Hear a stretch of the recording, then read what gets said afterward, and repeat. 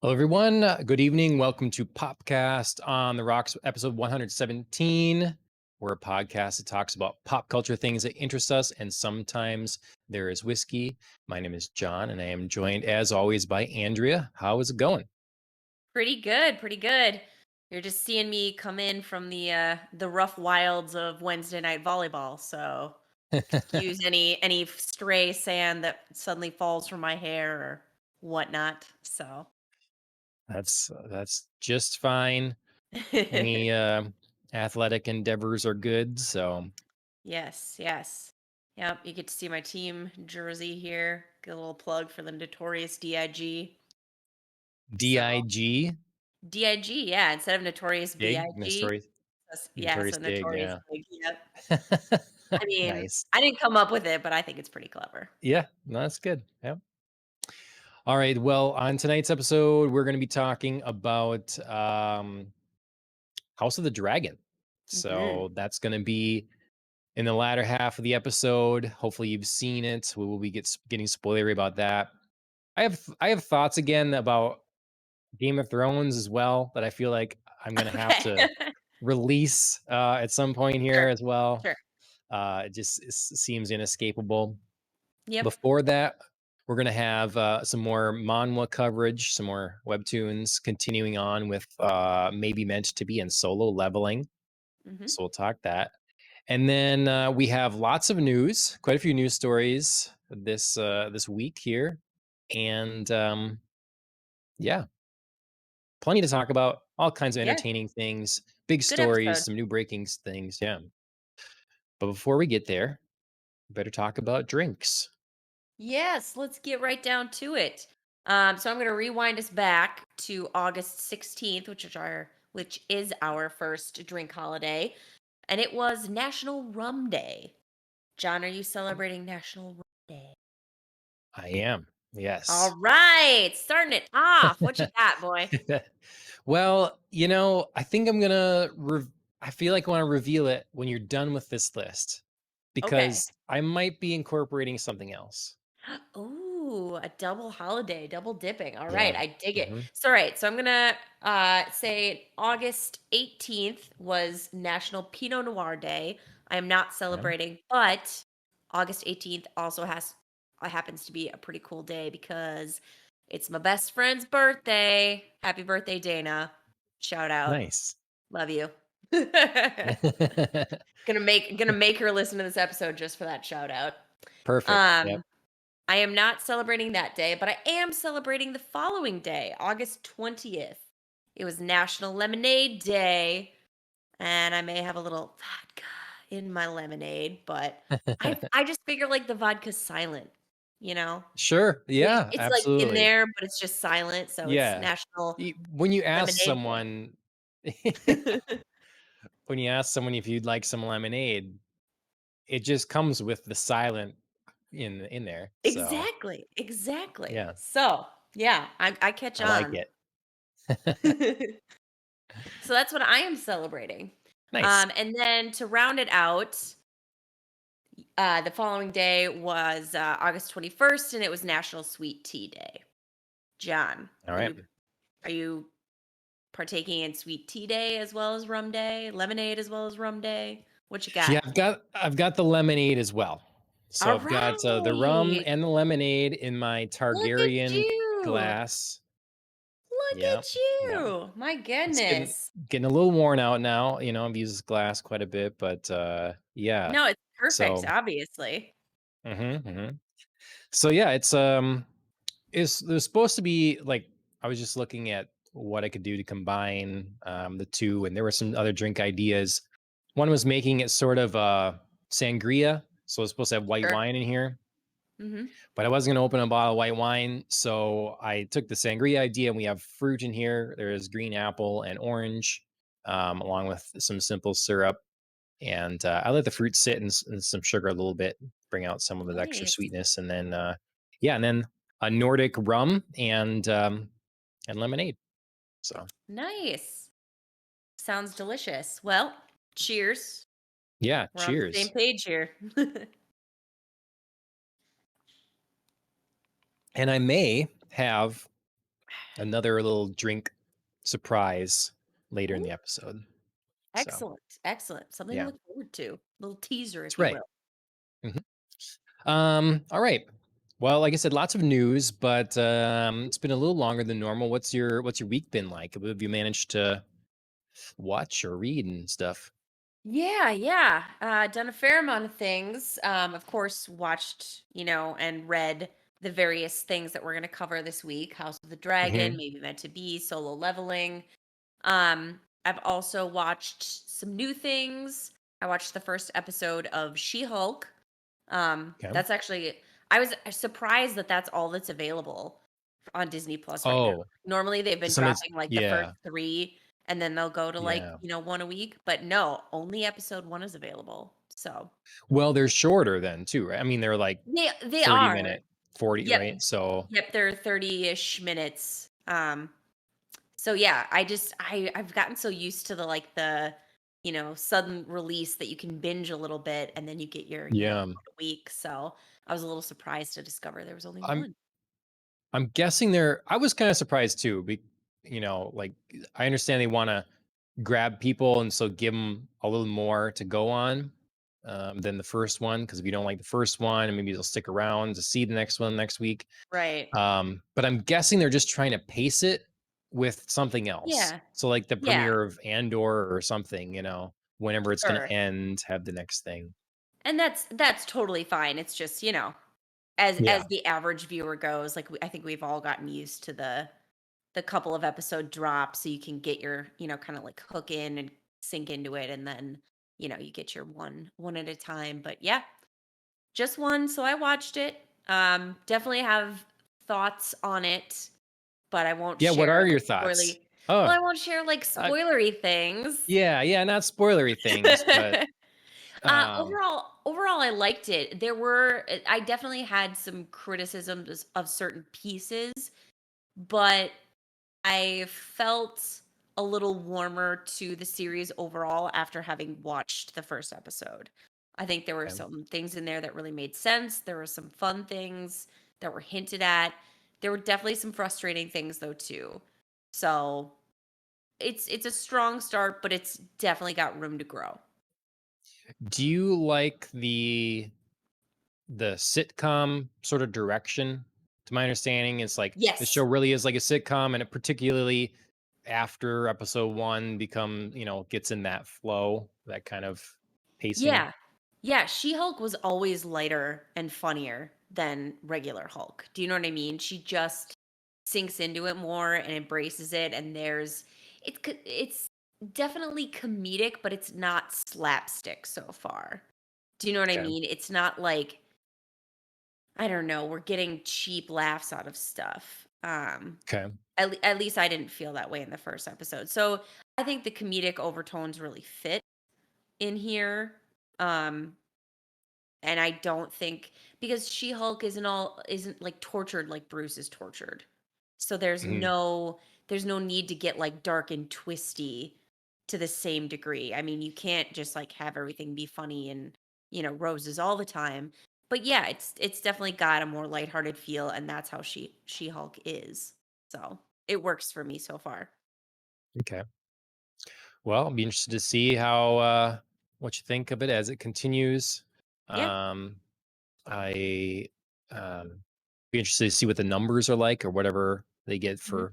for viewership. I'm I should look into it more. Is every show from like every Marvel Disney Plus show pretty consistent in numbers, or is there a big fluctuation? I feel like, Yeah, that'd be interesting you to know, see. yeah, I feel like remembering from coverage that Ms. Marvel and What If were low by Mhm. comparison, but I don't know Yeah. about the others. So, Yeah, that honestly doesn't surprise me, especially What If having low numbers. I think it's mhm, really so trippy to wrap your brain around like that much of a difference in the Marvel universe. You just get very used to things as a certain way, and it's very hard to see like T'Challa as Star-Lord or like Peggy Carter as, Captain America, stuff like that. It's just like I don't know. I Mhm. think people really struggle with that kind of stuff. Like, it's interesting for an episode, and then they just get weirded out. I think it's that it doesn't contribute, it doesn't matter. Like, it doesn't contribute to There anything. So, I haven't watched all of What If, but somebody told me that there's an episode that actually really does matter to the MCU. I yeah, I I thought it don't know what was, like, episode it giving is. I think it's a Doctor Strange thing, Okay. giving context to, like Multiverse of Madness? yeah, yeah. Yeah. Mhm. Okay, somebody told me that. I actually think it might have been Dana. Okay. Um, so yeah, so I was like, "Oh, interesting." But yeah, I mean, I think it's hard to, watch something that's that untethered from the Marvel universe. I mean, both in like form, in different characters, in not connecting to any of the stories. Because I mean, if you sit down and think about it, like the original plan was for like WandaVision and Loki and, um Falcon and Winter Soldier to not be connected to the movies. But I mean they kind of are, but Yeah, just not to be they're not. required viewing, they're not Exactly. required viewing, yeah. So yeah, so I mean, I think it's probably a combination of factors that, sets What If in particular so far apart. Mhm. Mhm. Well, we'll see how that goes. Is new Yeah. release is new episode, is it, like Oh, was it? isn't it, like, It's, at past midnight tonight? yeah, I think Into so. Thursday, I think. Yeah. Yep. So, Thursday because it was released the 18th. So. yeah. So yeah, so we'll have to check that out for sure. And then yeah, I just continued on reading Knife of Dreams. Really excited with how that's going. Making my way through Jordan's universe. And then I wrapped up the entirety of season 3 of Never Have I Ever on Netflix, which Okay, continues to be an excellent like teen slice of life comedy drama. It's very, very good. I really recommend okay, it. nice. So And convert, like, they're gonna keep going? Does it look like it's, It's season 4 is gonna be the last one. okay, So they came in with a very clear, like, 4-year plan, and they're gonna be wrapping it up. okay, Which I think it makes sense. So senior year for these, like, kids that we're following in high school is gonna be the 4th year of the show, and it's gonna end there, and I think that's right. I think this is not a show that would transition to, like, the college years, as sure. so many high school shows try to do and fail to do. So Mhm, okay, cool. mhm. Well, yeah, that's a lot of stuff to get done. Um, I did obviously a bunch of the same things, so we can talk about Yeah, of them. course. I read a bunch of comics and stuff though. I wanted to show off a couple of things. Yeah. Die Dark Please. was one I've been waiting for quite a while, and Ooh, and so that's a great cover. yeah, it's pretty cool. Um, it's It's very, like, it's just Halloween prep awesomeness. yeah, it's weird. It's super weird. It's a, I don't know, I would almost say an acquired taste or something, but Okay. it's very enjoyable. Kind of four main characters that go through this. Takes place way in the future in space, and it's zany as all get out. Definitely recommended. It's only in volume 4 now, so it's easy to catch up with. So I finished that this week, Nice. and then picked up a couple other comics. One in particular to talk about that was pretty cool. Sacrament. Ooh. So this one was an interesting premise. I thought it was like kind of someone dealing with their loss of faith, and so it's about people now having gone to space, gone to the stars, colonized other planets. Mm. But so it's almost year 3000. And Mhm. what does religion look like in this time for people? And where our protagonist is a priest that is not particularly yeah, he doesn't really believe anymore. So, but he's being thrust into some other weird things, and just the first issue out so far, and I like quite a bit at this stage. So yeah. Do they by any Like, chance worship a god named Sol? Well, when I looked, I was like, "Oh, this yes, Raised by Wolves, it's canceled. Like, here's something that's, maybe something like it. Sure, Where are they something gonna go similar. with the religion?" And yeah, yeah, yeah. So I definitely was hoping for something like that. To my knowledge, no, there's no praised soul at this point. Okay. So Keep us posted. because because I was thinking of that too. It's like, well, if Raised by Wolves is done, maybe that's something they do where they would wrap up the story or continue it in comic book form or something, Sure. if nothing else. So yeah. And then for other big stuff, again, lots of reading, but Dragon Ball Superhero. Mhm. That's a new release this week. It's just in theaters. I don't think for too long, but an opening weekend now, it went up to number one at the box office, so it's doing Mhm. really well. I think, let's see, current number 21 million domestically, so Yeah. good numbers for the film, and it was a good time. I still don't love they do sort of a more CG kind of style now with these movies than hand drawn look. And I'm never Mhm. as much of a fan of that, but it does look really good in motion. So Sure.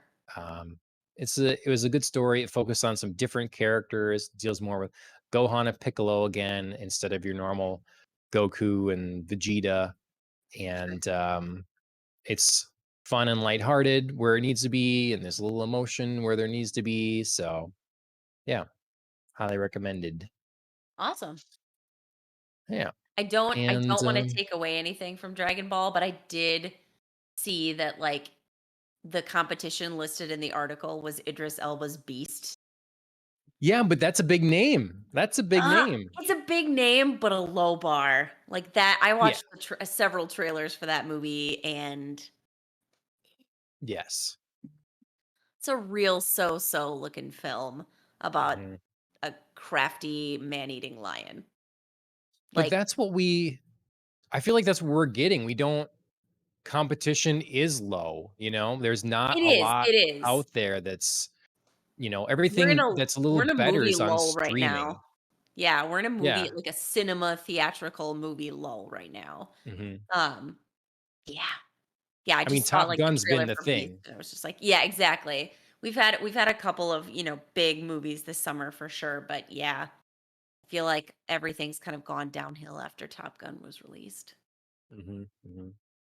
It's So, coming yeah, I don't wanna soon take away is from Dragon Ball, but I was just like, "Oof, yeah, for the Beast." article could have compared just more to previous entries and stuff like that Right, as well, and it's right. also I think the number 1 release for Crunchyroll film, Sure, stateside as well, so, sure, which is compared awesome. to yeah, yep, um, but yeah, it was weird because when we went in, the theater was pretty much, or at least our showing was pretty well empty. Oh, Compared to, okay. like, when we went to the Jujutsu Kaisen Zero film, that was Mhm, that was full. So, mhm. I was just, guess we picked the less popular Right, time or something.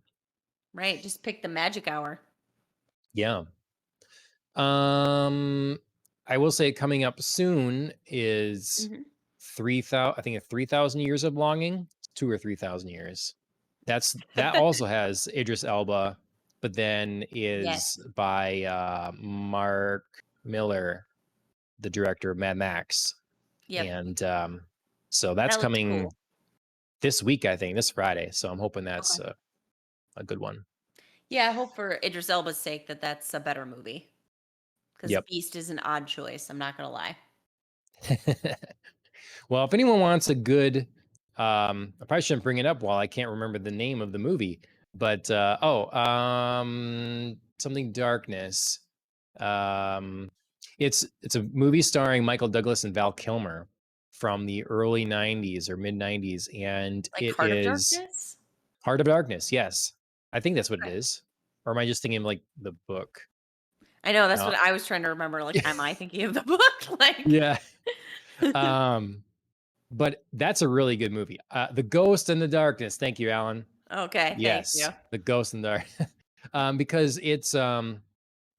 Yeah, that's about like man-eating lions, and I am a big fan. It's just a Sweet. simple movie. I like Val Kilmer a lot. Michael Douglas is Sure. good too. So yeah, that's Yeah, this go this watch just that felt like instead. yeah, this just felt like really CGI, and I sort of was like, "Why is this lion, like, really just getting after these people, like, It's all back to the time?" wolves and Liam Neeson. Yeah, man, like, they're just I don't know. There's something about, like, a smart animal, you can't make them too smart, Mhm, otherwise it just gets, like, into the realm of, like, okay, like, why are they almost human? mhm. You know? Like, why do they have, like, super intelligence? Like, I don't get it.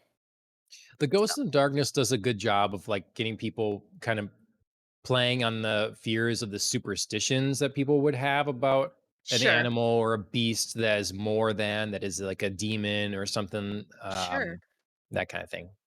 So, sure. And I mean, there's plenty of believability in, and natural science to back up like certain animals who have gotten a taste of human will then like mhm. continue to go Yep, after humans.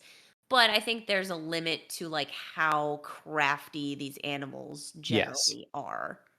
yep. So I don't know. That's why velociraptors are fun because they Right. don't exist now. We're not Yeah. sure, so Right, let's it's just, amp like, them up a little limitless bit. possibilities, so, yeah, Yeah, absolutely, they can do things, like, open yeah, doors and, do whatever the heck they want. But, yeah, there's something about, like, knowing the limits of, like, current animals that you're like, "Mm." yep, So, yep.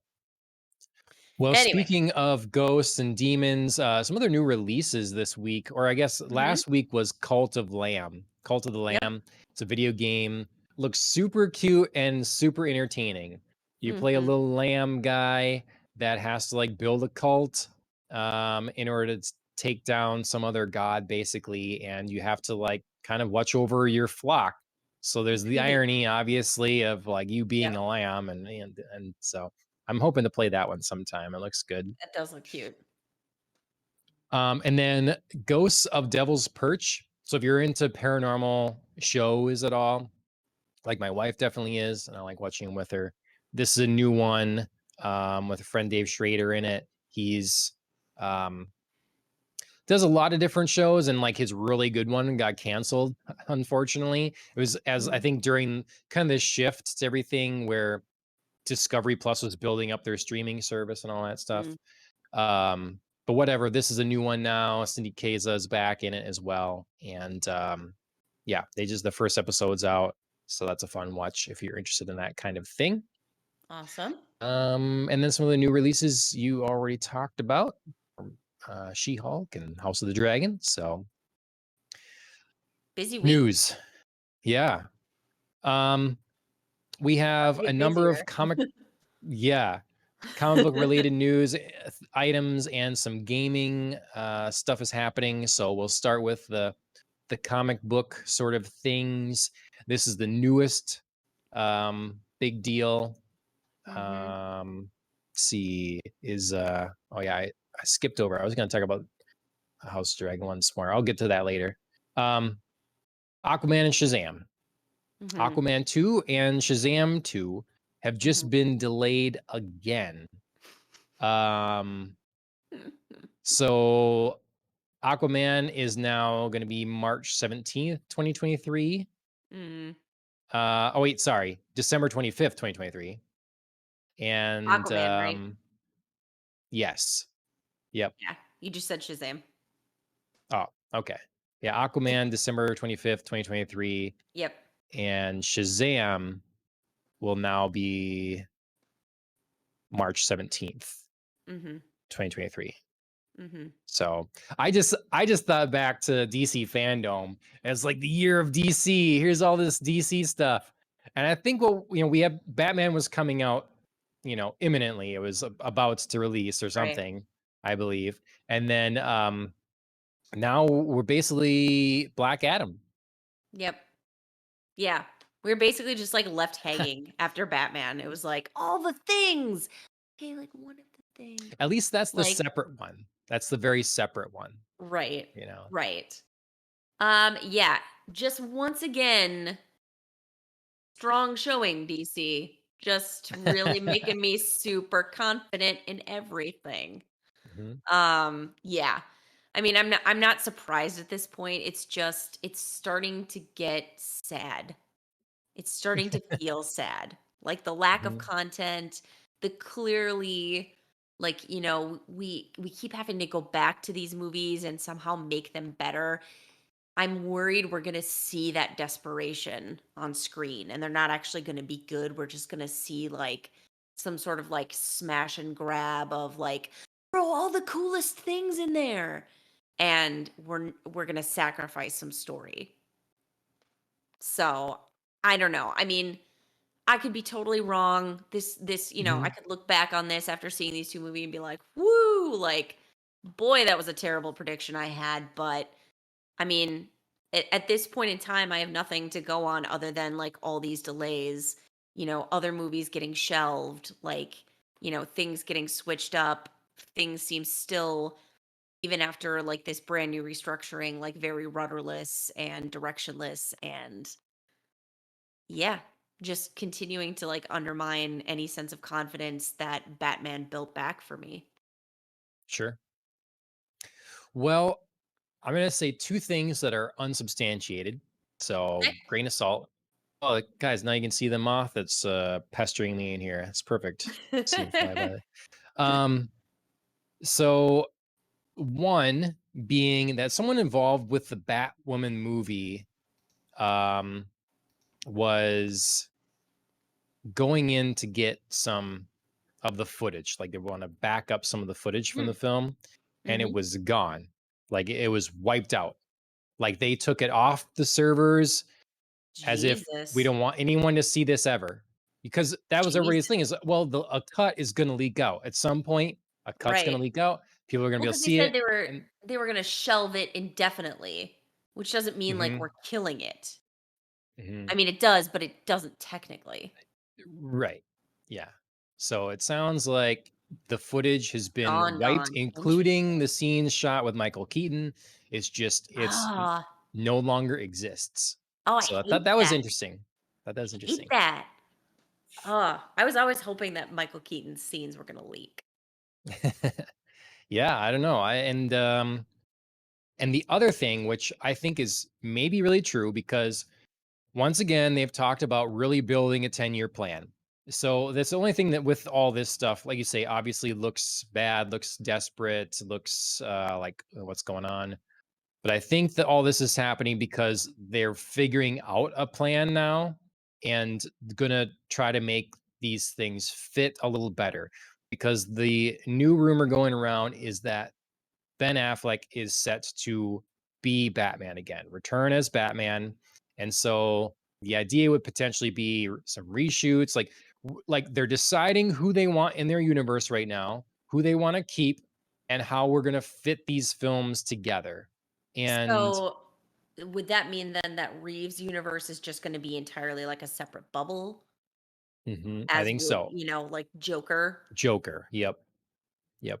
I think Oof, they're not going to give up on a that's good a thing risky going there. game. Yeah, I don't know, because it doesn't, obviously, Reeves stuff doesn't match with any of the other DC stuff. No, Like, no, I mean, that I kind don't of think it's Batman and that kind of world, it doesn't fit. right. I don't think that part is the risky game, because I think you're right. I think it would be actually pretty weird to have, like, Pattinson go up against, like, Jason Momoa's Aquaman. Like, Right. I can't see it, and it's honestly nothing to do with, like, Robert Pattinson and, like, any No, it's perceived, just like, tweeniness about him. It's literally just that they don't fit. Mhm. Um, but I think the risky part is, like, continuing on with this universe, but then also, like, having Batman in it. Do you know what I mean? Like, why not just focus on the pieces of the universe that don't have Batman in it and then, like, Right. leave your Batman totally separate? Yep. I think I would be Just fine my with that thought. too. Yeah. And I don't know what some of this stuff is. Some of this is maybe, there was some reasonable evidence to support this, but at the same time, a lot of this could be wishful thinking on the parts of some people. So Totally. we'll Yep. see where this goes. But to Again, me, I see the time delays will as not tell. the yeah, yeah. I see these delays as not speaking poorly necessarily against Aquaman and Shazam, honestly. I really think that it's we're going to make sure we align our universe how we want it. Mhm. And I think they're going to try to get The Rock to be a central figure, use some of Mhm. that star power. So I think that they're going to push forward with that. And Mhm.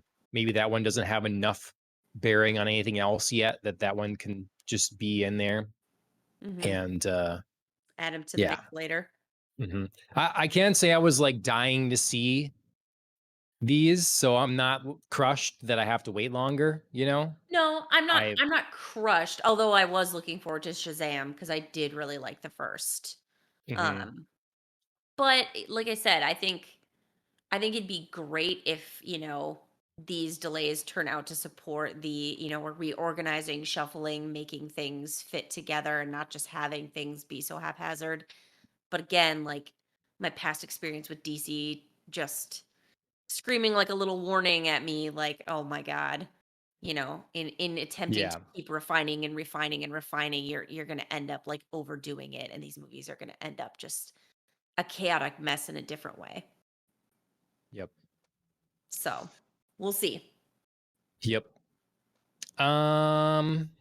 All right, so we're gonna stick on the DC thing for a while. A couple more stories yet. So we've been talking for a long time about what they're gonna do with the Flash, what they're gonna do with Ezra Miller, and it was supposedly the other week that there was a meeting, and they're like, okay, we have to figure out something. We've got like three options. We're gonna either scrap this whole thing, or Mhm. we're gonna like take Ezra off the press tour, um, or you're gonna apologize and say you're getting treatment. And so it seems like it's that option. Um, Ezra Miller has a statement out. See if I can find what it actually was here. Thought Mhm. this had it in there. Maybe it doesn't. Um, but nonetheless, um, supposedly complex mental health issues is to blame, and Ezra is taking some time to deal with that. And so that's how they're gonna move forward with this. The thing that I honestly thought would have happened a long time ago, like, hey, you need help. Okay, I'm sorry. I'm going into rehab Mhm. like every other star does. And it just didn't happen for the longest time. So they must have actually finally caught up with him and been like, "Hey, you know, Mhm. you want this money or not? Like, you want to be in this anymore or not?" Yeah. So I I am not going to try and perhaps take away from anyone who has truly suffered mental health issues, and nor am I going to presume that Ezra Miller does not also suffer in some fashion. I mean, mental health issues clearly, is a little bit vague. right, So I find that odd, but nobody is forced to disclose any sort of specific diagnosis or any right. specific thing that they're undergoing. But having read some of this apology, it is hollow. It is lame. I mean, I want to apologize to everyone that I have alarmed or upset with my behavior. Like, alarmed or upset, like that would be you maybe like stripping off your clothes and claiming that you're a chicken and running around in the rain like convinced that you need to live on the farm now. Like, I mean, that's alarming and upsetting to me. You know, That'd be entertaining to but me. but breaking into somebody's house and stealing liquor or getting into violent bar fights isn't just like upsetting. Mhm. Like you caused some serious harm to other people. Like acknowledge that. So this, yeah, I don't know. It I'm was very like surface lame apology, and I'm not like, oh, poor Ezra, like he really went through a hard time. I'm sort of like, boy, like this is just like a perfunctory thing you clearly think you have to do right now. I hope you yep, genuinely get some help also and maybe come out the other side and give an actual apology because this ain't it. sure. Yeah, I mean, obviously can't excuse it. I would say the only thing that I would, with the apologies, I'm guessing he's probably trying to stay out further legal issues by not like Probably. admitting to certain crimes that might have ongoing, but Probably, but again, charges. I think you can Yeah, be more sincere without, walking yourself into legal issues. So, yep, yeah, I don't wanna, like, give him a pass, but I do hope he gets some help, like, genuinely. No right, matter how sincere he is or isn't, I hope he gets some help because he needs something. yep, yep. Well, someone that doesn't need any help right now, Matt Reeves, because Yeah. he just signed a big deal with Warner Brothers. So Yes, he did. we didn't know if the Batman 2 was happening, and now it is. And Mhm. so for his future projects, we don't, it's a multi-year deal. What does Yes. that mean? We don't know how many years that is, but clearly the Batman 2 and then this Penguin spinoff Series. Yep. series. Mhm.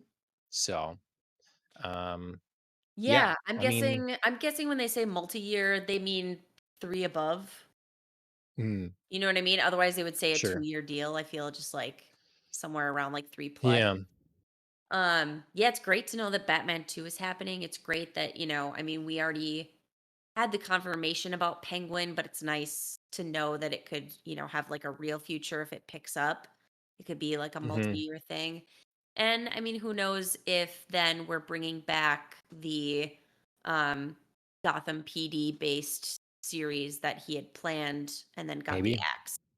Um, I had said at the time that I was sort of okay with that one being axed because we've done that angle before, but I don't know. He's done really great stuff, and if yeah, Batman 2 and the Penguin series are just as good as Batman, then I don't know. Take a gamble. I'd watch it. Yeah. Yeah, it's just good to hear because, you don't know what's going to happen in the you would assume there's a Batman 2, but Right. you just don't know what's going to happen in the reorg and the shuffle of Right. everything. So, like we're talking, it could have been a thing where, hey, we're bringing Affleck back and we want to have a consolidated one universe for sure. Clean So, slate. sorry. Hmm. Right. But Oof, that would have been a mistake. yeah, yeah, probably. All right. Mistakes were definitely made when it comes to Regal Cinemas, I would say. They are filing for bankruptcy, second biggest theater chain in the world. Mhm. And yeah, bankruptcy is upon them. So, Mhm. I mean, all that means is they'll pay half of their debts and then Right. be in business and fine yet. But nonetheless, it Yeah. doesn't look good. No, no, it doesn't inspire confidence in the kind of mystery that we were thinking about of, are people going back to theaters? Are theaters going to be, picking up again? And for a while there, it seemed like the answer was going to be yes. And now I feel like there's a big movie lull. We had the incredible success of Top Gun Maverick, and now what? People aren't being drawn back to the theater. There's nothing there for Yeah. them to see. Yeah. Uh, are we just we always have phases of what the entertainment thing is. Mm-hmm. You know, for a long time it was America's pastime is baseball. Mm-hmm. Um, it's not anymore. I don't know if it's still called that, but it's not. For or everybody would gather around the giant radio console and Mm-hmm. listen to whether it be news or radio drama or something like that. That Mm-hmm. was the mode of entertainment. Way before that, it was the court jester or the person on, wherever in the town square that knew how to play the lute. Mm-hmm. Like whatever. Entertainment changes and we go through phases, and none of it goes away. Baseball still exists. There's still people that play the lute on the street Mm-hmm. corner. There's still, like whatever. It still all exists, but things get reshifted in like a Mm-hmm. hierarchy of what people enjoy as new stuff comes out. Comic books, are in that thing where right now, like following that community more closely, and a lot of people want this like return to Marvel DC glory where we get our superheroes we love, monthly books from them all the time. They're high quality and everybody wants to go. But it's like that isn't what people want anymore. Like that's Mhm. also not the entertainment. The kid is running to the local comic book shop or drugstore, going to your spinner rack and looking for and even if the comics were great, that's still not going to happen anymore. Mhm. So like all the entertainment stuff is just changing. And I think things have maybe been sped along and movies just aren't the king anymore. Right now everybody still wants to write their comic or their novel or their whatever in the hopes that it gets made into a movie. That's still the goal or whatever. But maybe it's not gonna be soon.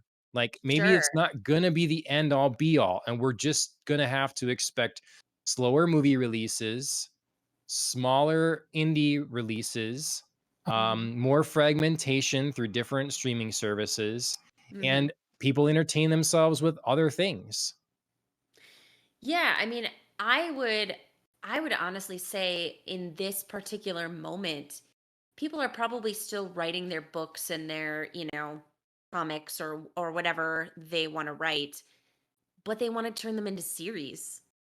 Mm, I mean, that's so big right sure. now. Like everything on streaming, I feel like is like based on the novel by Jenny Han or based on the novel by James Patterson or you know what I mean? Right. Yeah. It's such a thing now to write something that can be either sustained multi-season or just have this one amazing epic like season long run.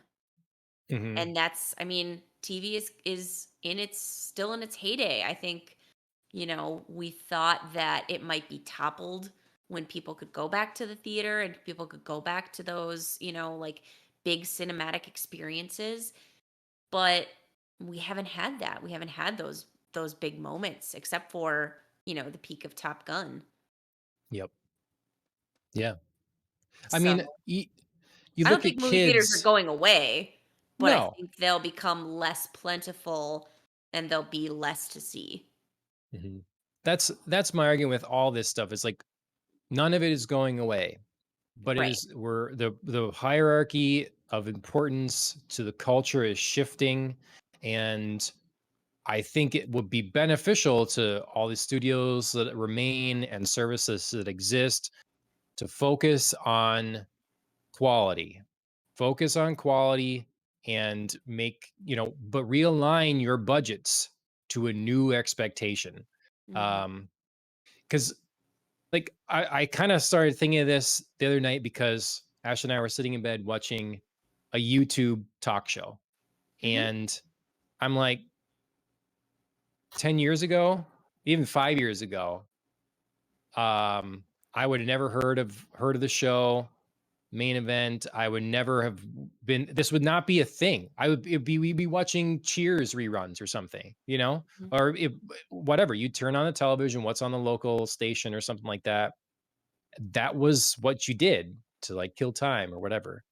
And I haven't done that in a very long time now. And Mhm. kids definitely don't do that. So it's just Right. like it's weird for me to see myself sitting here watching this that is so unlike network television of old that was used to be the thing, Mhm. and now I don't anymore. We're all Mhm. just moving on. I wouldn't have thought I'd sit and watch someone play a video game. Now that's what kids do. Mhm. Constantly people like Dr. Lupo or Dr. Disrespect have like 30,000 people watching them or 15,000 people watching them all the time. Mhm. Like none of these network anything can compete with that. Like it's just the world's different now, Mhm. and we've gone through a change. I don't think the corporations realize it yet. Yep. So, I agree. I agree. It's catching up though. yep, yep. Um, a lively entertainment sector for sure is that of the gaming market, Yeah. and Gamescom is currently underway in Germany. Mhm. So there was an opening event that everybody knows Canadian Jeff Keighley was hosting, and he has to say he's Canadian all the time. Uh, it's Wait, like, no, he's dude, no one Canadian? cares. Yeah, I know. Yeah. Stop. um, he Gamescom opening night live, Mhm. and it was a relatively long show that I saw basically lambasted everywhere I looked. But I watched it and thought it was fine. There was lots of stuff that I wasn't interested in, but a number of things that I was. Mhm. And did you get the chance to check out any of these things? Yeah, I watched a couple. I saw Dune, Callisto, Lords of the Fallen, Hogwarts, Lies of P, and where was the other one that I saw? Oh, Dead Island 2. Okay. So I watched Not starring what's that? Kravitz. Yeah, I just saw it's like, oh, they look like they designed this person Yeah, off of Lenny Kravitz, yeah. I'm So not gonna lie, that's part of why I decided to watch that trailer. I was like, yeah. "Say what now?" Yeah, yeah. Yep. So, um, yeah, did any of those things look good to you or Yeah, so I loved Lords of the Fallen. I loved, like, the color scheme there. I love, like, the storyline that's going on. So that just looked like a lot of fun to play. Hogwarts Legacy, I was really interested in watching the gameplay because I was trying to conceptualize what this game would really be. And it's definitely like the darker side of Hogwarts, for sure. You know what I Sure, mean? yeah. It's not like if you're expecting to like go through like we're in year 1 at Hogwarts and I'm going to, go to my like adorable herbology class and stuff like that. Like Right. no. It's a little bit darker, a little bit, more battle centric. And I'm sure that's not the entire game because of course like it talks about you are a student at Hogwarts and you do go to like classes and learn how to do this Yeah, oh stuff. yeah. But, yeah, it's definitely a darker take on what it would mean to attend the school. So that was kind of fun. Yeah, I think they're I'm definitely very going interested for in the playing that. yeah, they're going for the tone of, to me it seems like anything past the first 2 movies for sure, Yeah. Yeah, 3 later 3 through the books for end kinda sure. thing. Yeah, I would say probably, like, Order of the Phoenix, kind of Yeah. right around that area. Yep. That's what it felt most like to me. Yep. Yeah, I'm still very excited for Hogwarts Legacy. You can pre-order Mhm. it, I think now or tomorrow or something like that. Yeah. Um, there is Dune. I thought was interesting because Mhm. it's an open world survival MMO. Yeah. So that surprised me that they were. Mhm. It's like how are the cities gonna? I don't know. Just they obviously just showed like a cinematic, so we don't Right. know. Right. But I like Dune, so I guess I will Mhm. pay attention. Lies of P, that's the one I didn't know about that I'm excited for. Yeah, same. It looks Soulsborne light and but it's like very steampunk. And Mhm. it's like I think you're playing, if I'm not mistaken, you're playing Pinocchio growing up Right. Right. and you're That's like what I looking got for too. Geppetto. Yep. That's what I So got too. yeah. Yeah, it's kind of neat. A number of other things I didn't, like there's just not enough to know about it, not enough shown.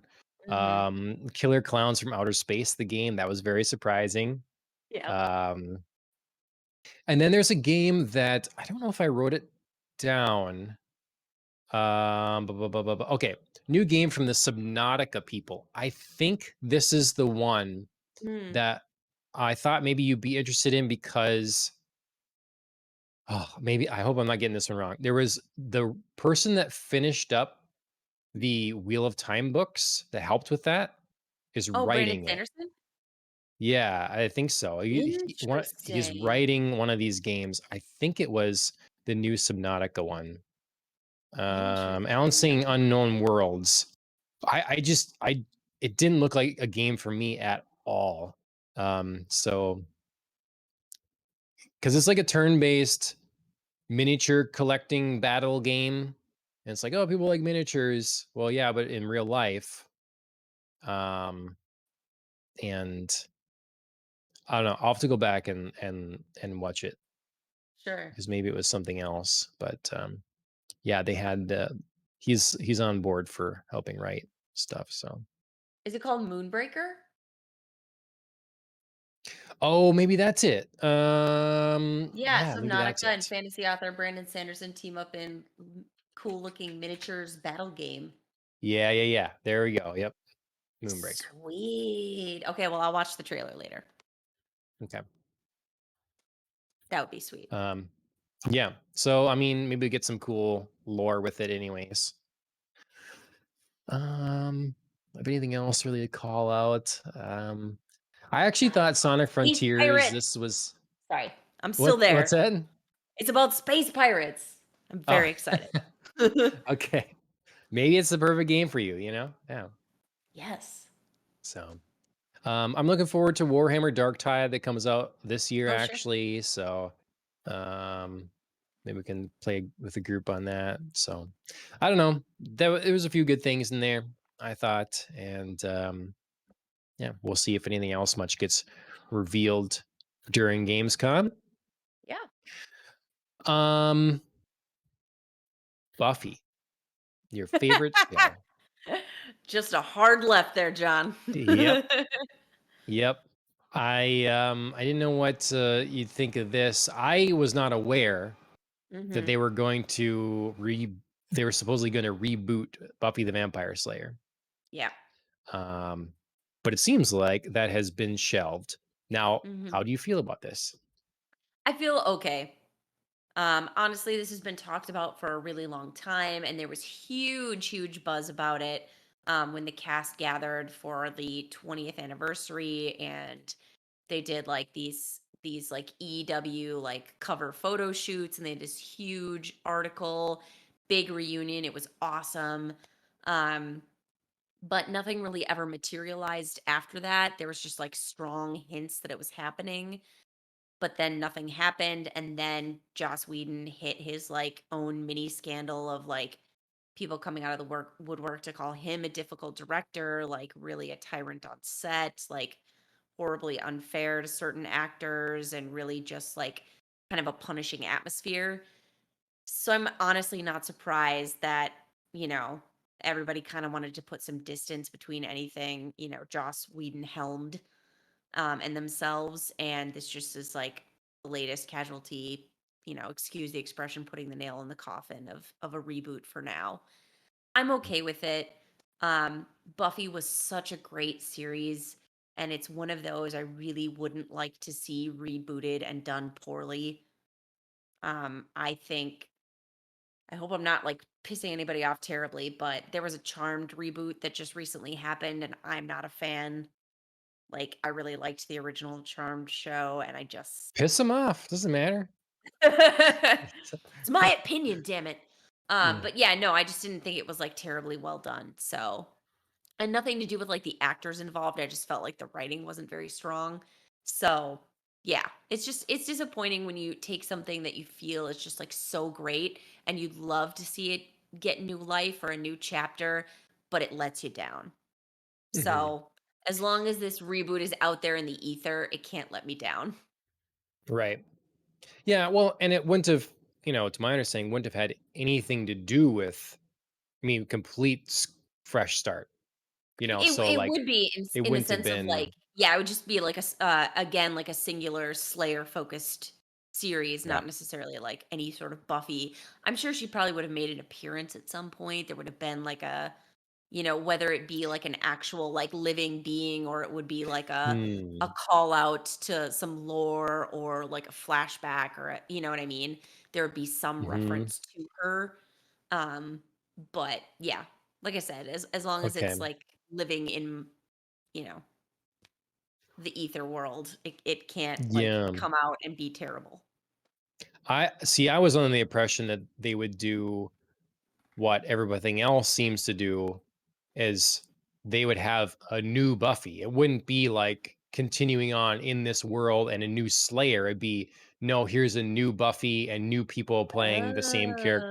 But Oh. maybe I'm wrong about that, because it just seems like that's Oh, what they usually do, is like, we'll ignore the other thing and we're but going to still do call it her Buffy. again. Yeah, it's just Ugh, doing it again, over, because I just feel I like hate that's that. what I normally hate that even happens these more. days. I hate that Yeah, even that's more. but maybe I'm like just looking at everything else and the way it's, Mhm. it's like when you remake Gone in 60 Seconds, the movie, like it's a new thing, And it's not a Yeah, new it's entry in the Gone in 60 Seconds right. It's ethos. hard for It's me like, because I feel like people use the term reboot and they use it differently, as in, yeah, like, are we rebooting the series itself or, like, we rebooting the universe? right. Do you know what I Yep. mean? So it's hard for me sometimes when they say a reboot because I don't know what that means. Whereas like a remake to me directly says we are taking the original thing that we had and we are going to remake that original thing. There will be no Right. like continuation or offshoot or whatever. So, So here's the story that was back from 2018 when it was announced. Um, the Buffy the Vampire Slayer is actually getting a reboot. Luckily for fans of the Supernatural series, some key behind scenes players are going to be involved in the reboot, which will be a contemporary take on the popular story. yeesh. Um, to me, again, that says here's the story of Buffy. Buffy, and we're gonna just remake it with Ugh, I new hate it. people. Yep, I hate it. I hate it. Let's see anything else.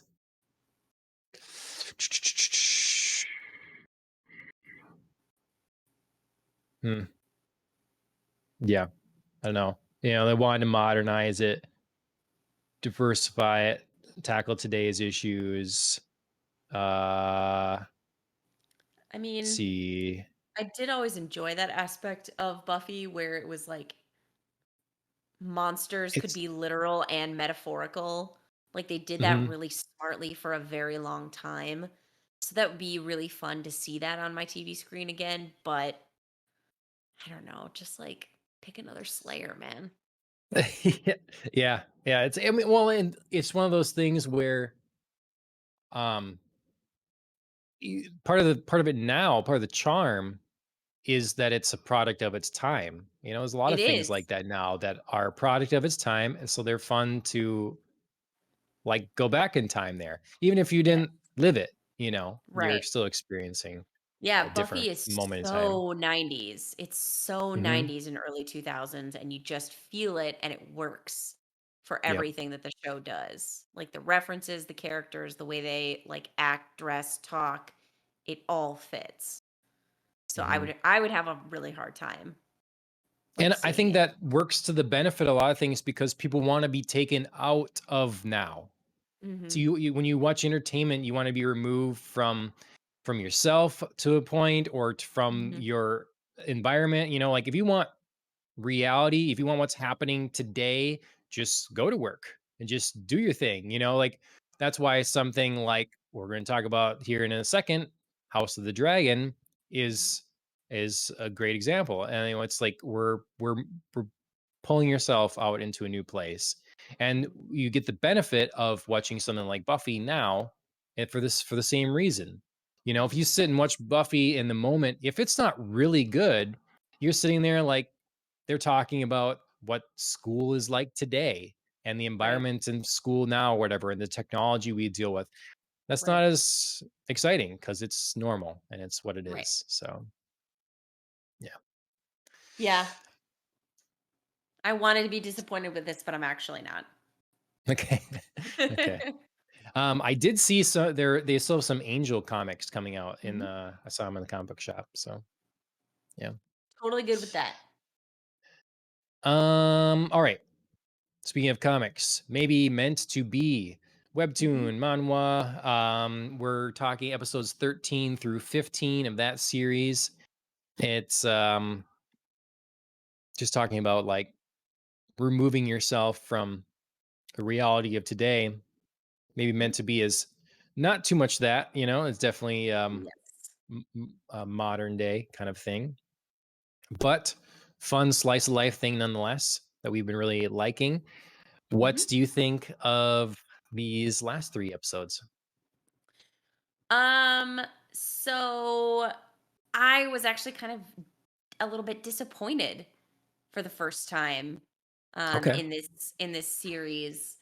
Um, we left off on our really huge cliffhanger.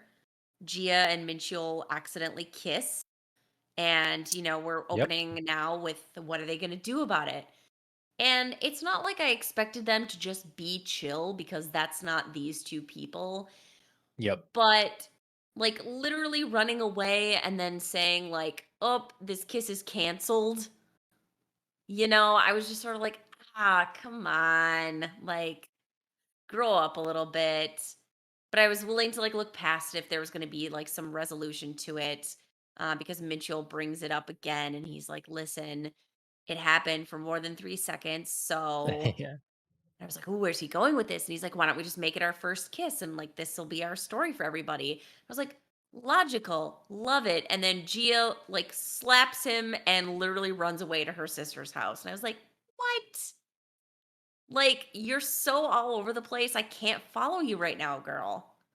Mhm. So I was really Mhm. disappointed in the utter lack of any attempt to deal with it by Gia. And I know that's not like her style. She's not totally, mature and rational. But this was a moment I felt like she could have done a little bit of growing while also, trying to backpedal. And I didn't feel any of that here. Yep. So I was a little let down Yeah. by the character for the first time. I was like, I need you to take some baby steps here. Mhm. Yeah, I agree. It's you know, I understand when if you're dealing with people in real life, it can take a long time to change or to Hmm. like to grow up or to learn from your mistakes or something like that. But the benefit of a fictional story here is we don't have to do that exactly, and Hmm. time can be sped up. We don't want to literally be reading for 15 years as Gia like grows up. We need to make some progress. So Yep. it was a fun situation, and I liked seeing her at her sister's place and stuff. Right. Me But too. yes, it was not we're in far enough where I need to start seeing that. I would have thought that we would start seeing some signs that they like each other because we got Sure. hints of it earlier already, like her getting flustered here and there or something. Hmm. Where is that going? I get an awkward situation, Right. but Yeah. the best thing about this is how her sister trapped her, knew exactly what Yes. she was up Yes. to, and like Absolutely. got her out of the house. That was the Yep. best. Yep. Yeah, I mean, yeah, to follow it to echo your point, we sort of got a little bit of like hinty hint in these episodes about them liking each other. Like Minchiel doesn't just go like he at first says it's canceled, but then he's like, "No, I'm gonna take that back."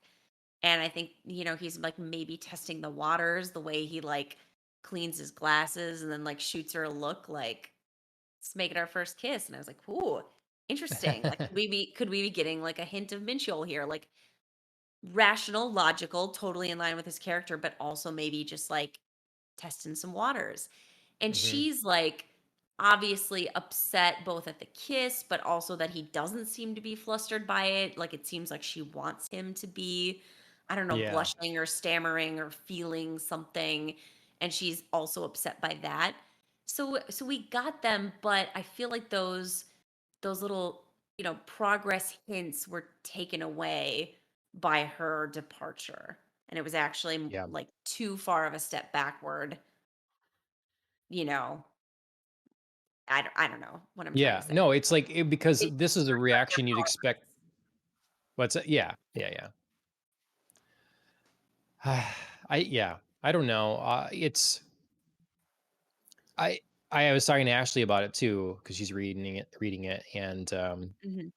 we just we're like Minchell's a steal here.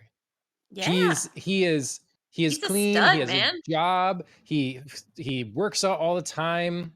He's Loves his yes. chicken breast.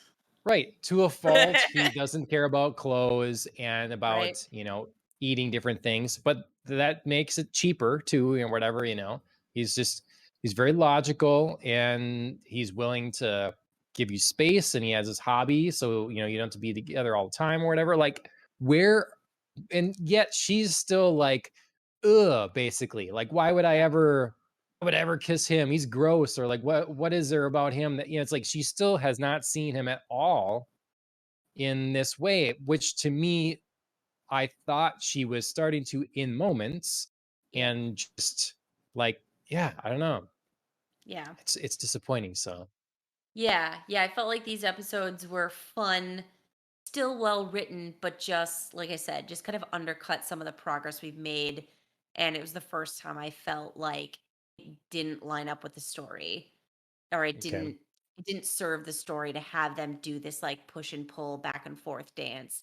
And I was almost sort of upset at Minchul coming to find her, you know? Mm, I almost wanted him to like take a stand and be like, "No, you got to come back." You know? I yeah. I just because her reaction was so wild, like she just hit him and ran and moved out. I was just like, I mean, I know that's not him. He's not like petty, or he doesn't seem to be. He doesn't like hold a grudge, but I really wanted some more pressure on Gia to grow up a little bit. I agree halfways. I didn't mind Yeah. him going there. I just didn't want him to be then apologizing and stuff, Mhm. because he didn't do anything wrong. And I know he's like just Exactly. trying, but that's where he has to learn. Like, it's not just about making the other person happy or just making it right. Right. You got to actually work out the thing. Mhm. And so yeah, yep. Still good, still Um, excited to read it, but yes, yeah. yeah. I still want to keep going for sure. Mhm. It's still hard 3 episodes at a time, like, Yep. but we're gonna catch up soon. I think 15 just came out, so we're good. Yep. Or sorry, maybe 15? No, we just read Um, 15, so I think it was 18 just came out or something like that. yes. 19 just came out, Okay, alright, so, so yeah, we'll we'll be be caught up close. soon. Next one is Solo Leveling. I've been seeing this Mhm. more in stores and print and stuff as well, Mhm. but, we're talking episodes 4 through 6. Really just the beginnings here. We saw our hero, or supposedly our hero, weakest Mhm. hero, going into a dungeon. We got a little bit of a explainer at the beginning of this one that, like, at some point Yes. these like gates emerged, and there are Yes. sort of connections to other planes, and so that's what people would go in, and that those people that keep going in are hunters or whatever. So, um, yes, Yeah. now we know. Yeah, I was really happy about this because I was like, I really need something to, like, figure this out, and a gate totally works for me. Like, you know, it's odd, but it's not, like, I don't know, convenient. There's clearly more to develop there. I had questions like only certain people could go through, and like certain people got like gifts and strength as Yeah, hunters, and others that it was just like, this is it, this is innate, and you have this gift now. um so that was just fun to start learning about a little bit of that backstory, and I'm very interested to see like if there's going to be any more on who gets picked and how and what, and I don't know, it's right. just fun. Sure. Um, yeah, I liked these few episodes. Again, they seem to go really fast, but I'm really liking the art. The bosses they're dealing with are scary. It's still not the most unique. Like, I haven't seen anything unique yet, other than Hmm. like just the particular monsters they have and stuff. Yeah. Um, Clearly they're trying to figure out a puzzle here, uh, solve the riddles, pray to And the right people. some people cannot figure it out. Oh boy. No. Yeah. Mm, In this particular thing, we kind of see that our heroes, struggles have almost served him because he spent more time in dungeons and had to like think about a lot of different negative things that have happened. So he's sort of like, okay, well, what's the worst that can happen here? Like, let me figure it out. And that sort of serves him in a really unique way, which is kind of fun. And then we see some of his team just really jump the gun when he starts, suggesting, like, hey, I think I figured out some of these commandments and what they mean and how we're going to survive this dungeon that we're in. And people just like jump up and they're like, I figured it out. You must mean yeah. this. And you're like, oh, fuck. Bwah! Oh my Yeah. God. Oh, yeah. Lasered Or the into guy like smithereens. calmly, reciting a prayer as the guy just as the, giant statue just comes up and steps on him. I'm like, I mean, you "Son." got to have faith, right? If you're going to make it Oh, work. yeah, So, gotta have faith till the last minute, I guess, but yep. yeah, clearly these hunters aren't, chosen because they're the smartest or, most, cautious of people. Yeah. So, yeah, Well, are you enjoying the series so far? absolutely I am.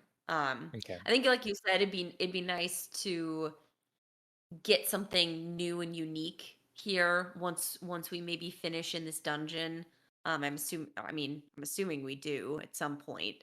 Might take a while, but kind of once we get out of whatever situation we're in now, it'd be nice to like start seeing other pieces of a story develop. But Yep. for now it's good. Yep. Yep. All right. That is maybe meant to be and solo leveling. Now we're on to the Main event. long away. What's that? Main event. The main event. House of the Dragon. Mm, Prequel to Game of Thrones. Before mm. we get going, I'm gonna bring out my special drink. So you can see here. Um, Yeah, there you go. we collected a lot of the Game of Thrones whiskeys that came onto store shelves. This is Nice. the Targaryen, House Targaryen, Fire and Blood. It says it is a single malt scotch from the Game of Thrones collection, Cardew Gold Reserve. Um, so let's see. Anything else particular here that's good to say about it? Does it taste like Um, dragon? you know, I haven't had this in a long time. I remember it being pretty smoky, I thought. Here's what it That would says fit. about it.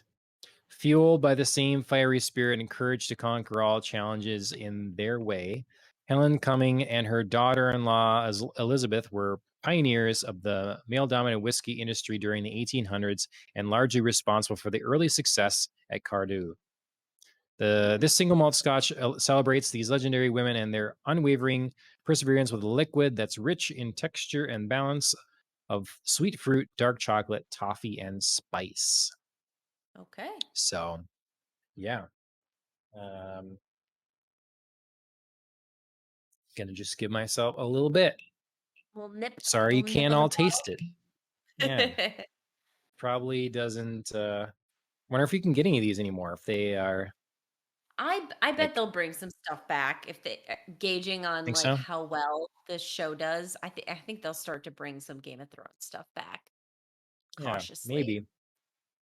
I know you can still get on the shelves. I've seen it before, like The Johnny White White Walker. Walker. Yeah, yeah. Yeah, that is cool. So, cheers. Cheers.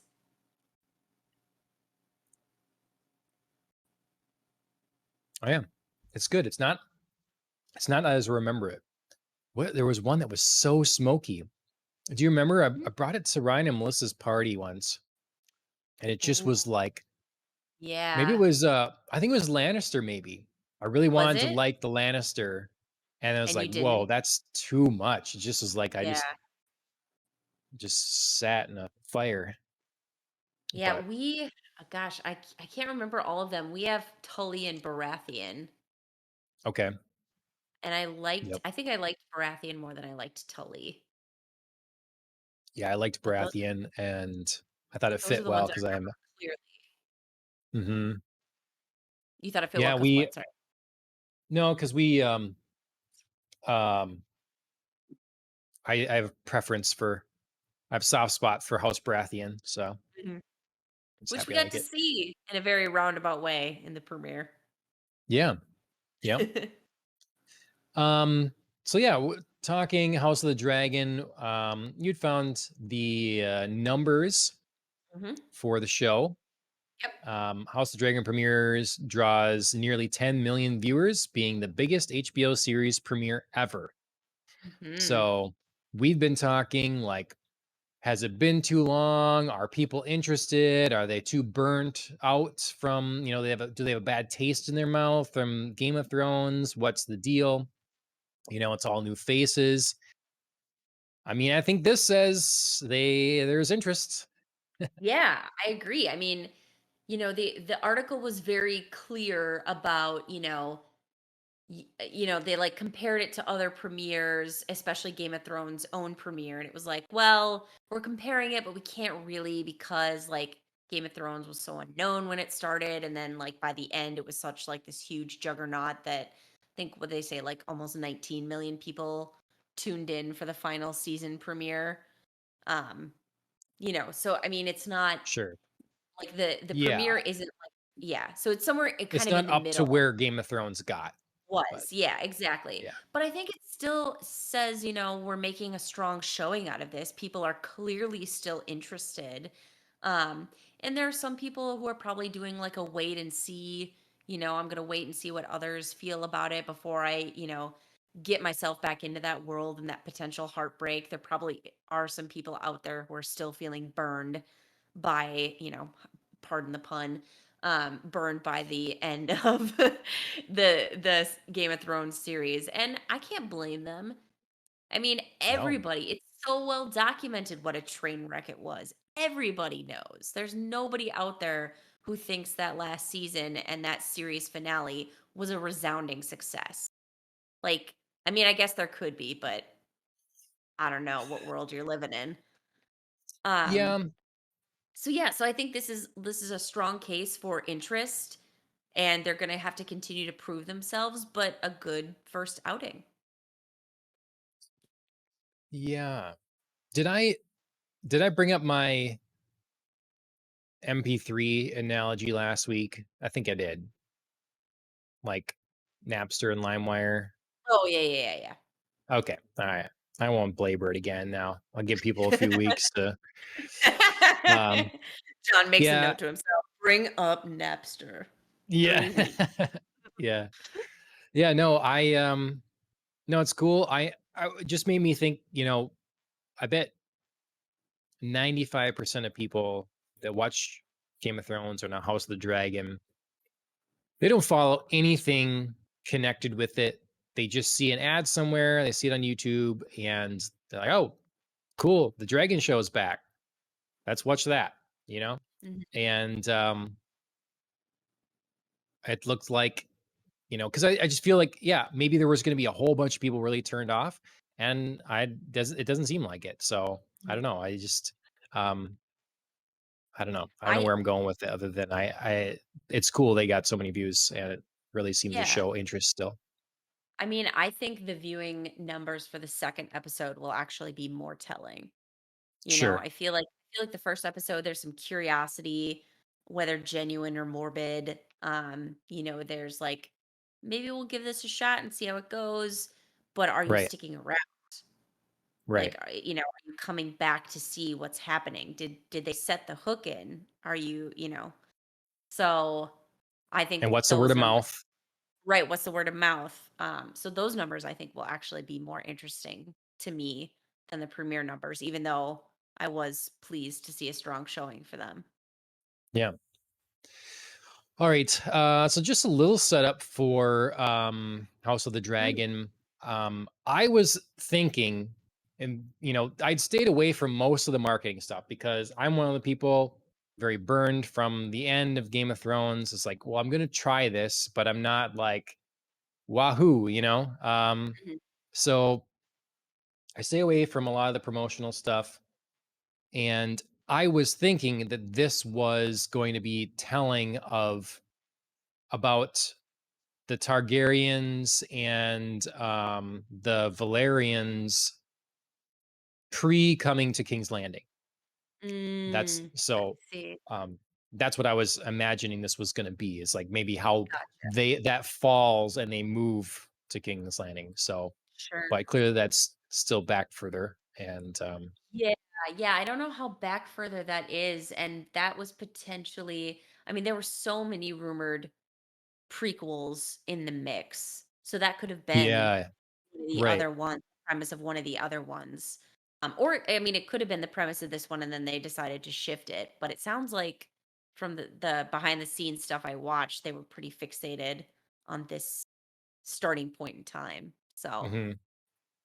Yeah, it's and there's a good series like of animated things that I think the actor for it's Daenerys's brother. Um Viserys. yeah, narrates. I think he narrates, and Okay. that's kind of talking about how yeah, the Alan put in chat the doom of Valeria. I think that Sure. that's sort of done in an animated kind of thing. That was really pretty effective. I should go back and watch Mhm. that again.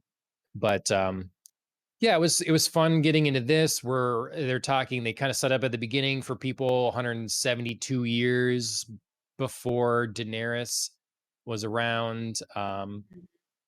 And so a lot of new names to learn.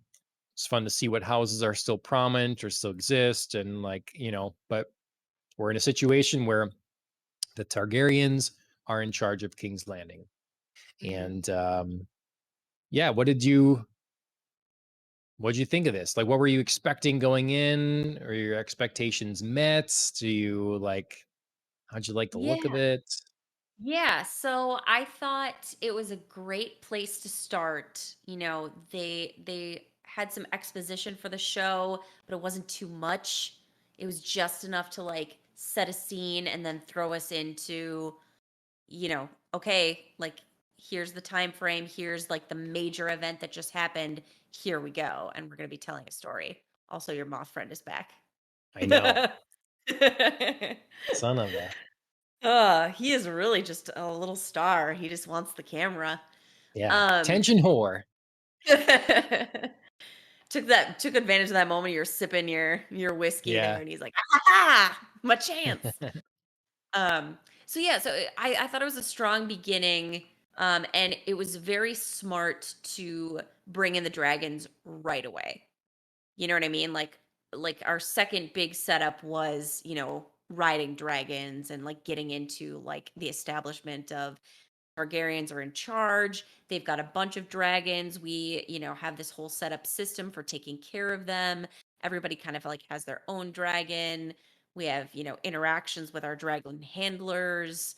It's a smart way to remind people of like, this is where we're spending our money. This is like the big crazy things that we can do with that money and like how amazing we can make this. And then also to like ground it in, this is also like the everyday world of the Targaryens, is like this magic happens all the time. So I thought it was like a very strong setup for this series. Um am I seeing like some speed bumps? Heck yeah, like we're going to have to resolve some things. And there were some maybe like characters that I wasn't kind of sure how they were going to fit in or what prominent roles they were going to have. But overall, I think the show started in a strong place and strongly grounded itself in a courtly medieval feel that I feel like carried throughout the show very nicely. Okay. Um, quickly, Alan here is saying House of the Dragon set about a century after Aegon's conquest of Westeros. Mhm. So, for context there, Sure. what what were some of the stumbles you felt, or characters rather, that you weren't so sure about? Sure, sure. I felt like there were um let me actually look at my notes. So I felt like the character of Matt Smith's, Prince Damon, the heir apparent, was a little wobbly. Not that there was Yeah. anything wrong with Matt Smith's portrayal, but there was some wobbly writing with um like kind of how connected he feels to his family, but then how distant he feels with them also. I didn't quite get like a smooth through line of tensions with his family and why he did certain things. And is he just sort of like this can't help himself, like gets in his own way kind of guy? Is he really calculating and smart and just like made a drunken mistake? So kind of the point I'm referring to here is he's set up as his uncle Viserys is the first Viserys. He's set up as his next male heir because this is like a patriarchal society and we only go to men. So even though the king has a daughter, she's not getting in line for the throne because we've already established that it has to go to like a male relative. But then King Viserys is so obsessed with having a male heir that he basically sort of like wills it into existence with his current wife's pregnancy, and then it all goes terribly wrong, and Damon is back to getting what he wanted, which is to be the heir, but then like opens his mouth super stupidly and like mocks the death of the sorry, I'm like getting into super big spoilers here, but the death of the queen, the death of the, newborn son and heir. And I just was like, this is like a rookie mistake. This doesn't Hmm. feel smart. This doesn't feel, like a move that someone with his eye on the throne should be making. And just why? Like, you have what you want. Like, why be a dick about it? Hmm. So, especially in the previous scene, he actually shows like he cares about his family and he tries to, like be there for them, but then he like mocks the death of a baby. And I was just like, I'm not feeling character consistency here. Hmm. For me, Demon Targaryen was, Matt Smith was my like the highlight probably of the Mhm. show. It was just fun seeing, the doctor in this kind of role. Yeah. Um, I I like the actually like the ambiguity of him thus far because it suggests to me complicated. And I don't really know. Like I walked away from this first episode not really sure of his motivations Mhm. exactly and where he is on things and yeah, exactly who he is. And I kind of like not having that immediately. So, Sure. like for instance, they're setting up that maybe he does want the throne because he's sitting on the throne when his niece sees him. And but then he gives a necklace to her and is talking about like sharing something together. And we go that he's charged with a new role. He's in charge of the city guard and Mhm. is like really getting down to business. So we see like he'll go to great lengths to achieve what he wants to achieve. um Yeah. so it's a back and forth between like caring for the family, like aggression. We see he has a temper. um Mhm. does he really want the throne? Is that a thing? Because he didn't seem upset that he wasn't going to have it, but then not like, you know because with the assumption like, okay, there's going to be a male heir. Yeah, okay, there is a male heir. But then we see the weird little smirk in the brothel. Like Mhm. I'm not sure what to think of him yet, and I like Yeah. that, I guess. Yeah, I like that, there's potential there for him to be torn and complicated, and family duty can be mixed up with personal ambition.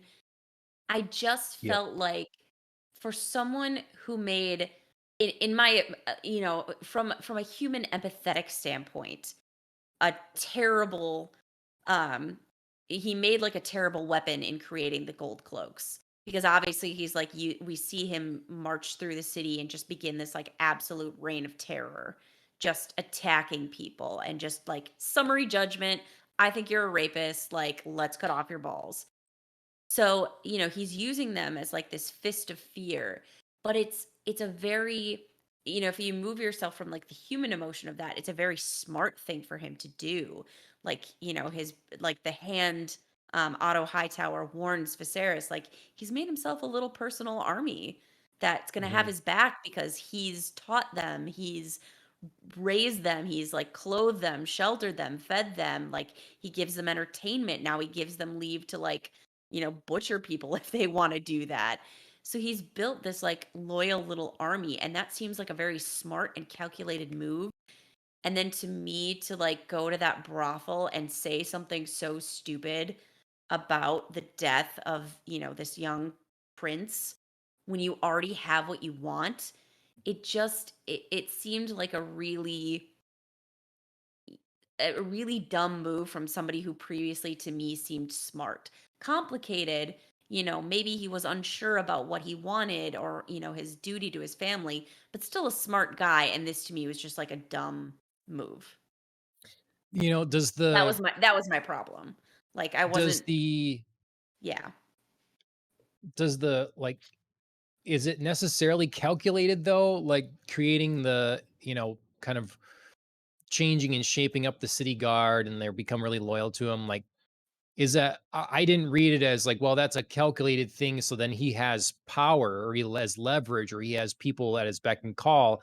More like maybe that's well, this was my task and I'm going to do it the best I can. Not like, well, I'm prepared now. If someone like does something to No, me, I have I don't. an army to send after them. Right. I don't think it was necessarily a calculated move in the like, if I win the throne, I will have my own personal little army or I could use them to take it over. I think it was smart in the I know you're giving me a task just to like pass me off. Like everybody says, like, we don't know what to do with Prince Damon. So, the hand suggests like this is where we stick him, you know? And he was like, "Yeah, I'm going to do this and I'm going to, build up the gold cloaks. I'm going to make them, an effective fighting force.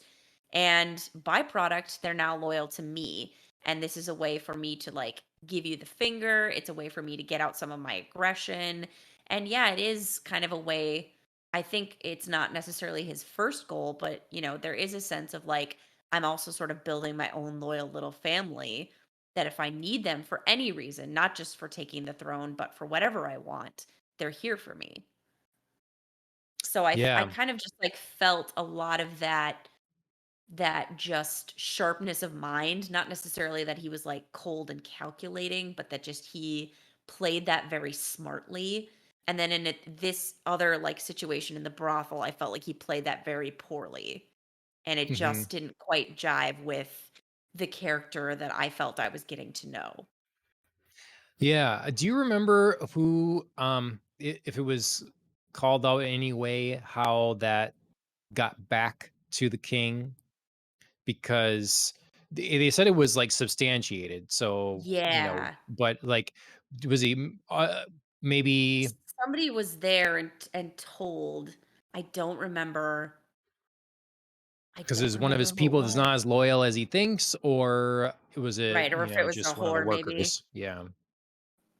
But Yeah, I'm yeah. not sure, And but then, they definitely like say that it's like verified by a bunch of different witnesses. It's not just like one mhm. person. Well, definitely in the moment of emotional turmoil, making the snap judgment to get rid of him is obviously our setup for a Yes. lot of headache and disaster that's about to befall the kingdom. And as you mentioned, like with the gold cloaks, like what does the loyalty do that he's built up with them? Like, Yep. do they end up backstabbing the king? Do they leave? Or is that loyalty, it's more surface level than we thought, or what happens there exactly? But Mhm. definitely probably a poor choice to make snap decision, get out of here because yeah, it's gonna create some conflict for sure. Mhm. Whereas, like they before kind of, you know, he says, like, you should have put me on the council, like I here to protect you because they don't respect you. They use Mhm. you to get what they want, you know, Yeah. d- like Not that's the kind untrue. of thing. Yeah, that's the kind of thing again. That's like, where is the family more important? Does he have personal motivations that are more important, or where is Right. where is he going here? Yeah, I Um, do I do love the conflict between the brothers, Damon and Viserys, because it feels very real in terms of both have valid points and they both tried to do things for each other, but it wasn't what the other necessarily wanted. So they're both like sort of screaming at each other in different ways how much they love each other, and they're both being ignored. Sure. Viserys is like, I gave you everything. Like, I gave you tasks and gave you a wife and I gave you money and I gave you positions of power and you just like threw it all away. And he's like, yeah, you like gave me stuff that I didn't want. Like what I wanted was to be here. Hmm. And so there was just this sort of like each of them was trying to love the other, but it wasn't coming through. And it felt like a Hmm. very natural argument for family to have. So I Sure. really loved their interactions with each other. Yep. We've been talking about him some. King Varys. How do you like his Viserys, portrayal and stuff so far? Yeah. awesome, awesome. Um, yeah, he's definitely a complex character. He is strong yet weak. Um, you know, he seems sometimes like he's only after a good time. Like, he's so concerned about this tournament that's coming up, and he doesn't really seem connected with like the struggles of everyday King's Landing. But he's also, in a sense, like so hyper focused on, protecting peace and stability, which he thinks will be happening through the birth of his male heir, that this tournament is just sort of like, okay, well, I had a dream. These are all the things that happened to make me have a son. So now I just need to like manifest that so that this Yeah. peace and prosperity keeps going. So it's a weird like push and pull of, you know, I actually think this tournament is like a duty to the crown in a way and not just like I'm having a good time and spending some money.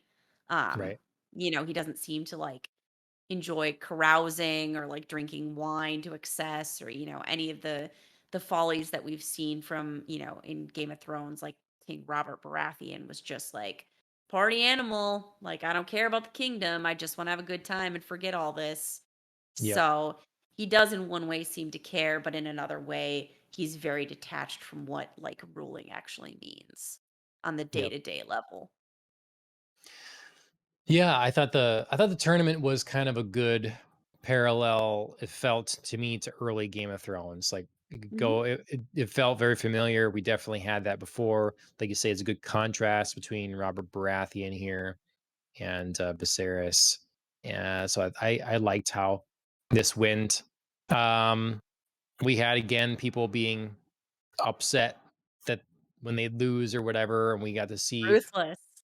yeah, we got to see the up and coming star that is probably gonna find some affections from the queen, if I had to guess. And then, yeah, pretty I got to see Jamin to do a pretty big cheater move. cheater move. Yeah, when he goes for the horse Oh, instead of the I mean, is that rider, he like, illegal? no, Is it's that not. illegal? Chris and I Okay, looked up the rules, so and that is considered actually cheating. okay, that is cheating. Okay, all right, Yeah, just to like stab the okay, horse's legs yeah, instead yeah, of going for the rider, it's considered cheating. So okay. yeah, Yeah, I can I see don't know that. how like severe the punishment was or anything like that. I know Chris looked it up and told me, but yeah, Yeah. Yeah, I don't know how much I want to participate in these games if it's someone's like either going to one cheat and then it's let go, yeah, or you win and then they want to continue the fight and, right. might be to the death. Just just bash your face in. Yeah, Yeah. there was clearly some, like, sore losers, and, in that Yeah. in that sense of the word, sore loser can definitely mean, like, you're dead now. Yep. So, Mhm. Mhm. yeah, it was definitely, it was another great way to show both, like, the courtly grace contrasted with this, like, absolute barbarism of the time. Yep. Like, just I think the tournament was even more impressive. They clearly had like a nicer stadium that was built. Everybody looked, well dressed and presented. And then yeah, we just had this like absolute slaughter, literal, on the field. Yep. Yep. So obviously, yeah, we're talking with, this whole episode's really designed to set up like how we get to the point where um precedent is broken Mhm. and Ray Rayra Rayna Rayna Raya Rhaenyra. Raya Rhaenyra, okay, Mhm. is named heir, and Yes. so we get some interesting like um her setup is sort of like expected, like I want to go out and explore world adventure, all this sort of thing or whatever. But then Mhm. I like how we get to the moment with the king speaking with her and stuff. And Mhm. so she's thrust into adulthood more, thrust into reality, the position that she's in. Mhm. And, I like the whole you were, even said a word to me since, mom died, and now you're going to ask me what this is or whatever. But, you know, getting that moment of passing on the idea of Mhm. here's the dagger, this is our history, this is the Right. prophecy that's told. Right. And obviously the prophecy that, this is the moment where I started thinking about Game of Thrones again and Mhm. getting upset because that's the whole idea behind Game of Thrones. So there's a nice connection there, of course. Totally. Totally. Yeah. I mean, I think we should connect before we do that. Um, I also really liked this scene as well. To me, it felt as if we were actually sort of in the middle of history, and it's as if Henry VIII had suddenly stopped being so obsessed with producing a male heir and looked around and been like, "Damn, my daughter Elizabeth, she is like really Yeah. suited to being a ruler. I should probably just pay attention to her Yep. and, like pass along the wisdom I've gained." So this was kind of like a really cool like historical parallel for me, or like a historical like scenario, like a what if Yeah. Yeah. almost, if he'd sort of like turned around and recognized like I have a really capable child, so what if she's a woman, like we'll just make her queen anyway. And that's kind of what this scene felt like to me, and I loved it. um because it really raised the stakes for a lot of characters. It made Viserys seem a little bit less drifty and sad, which he just could have been. Like, he could have been like a really sad character after the Yeah. queen died. He just could have like drifted through this series and become like almost a ghost. But this almost seemed to like revitalize his purpose.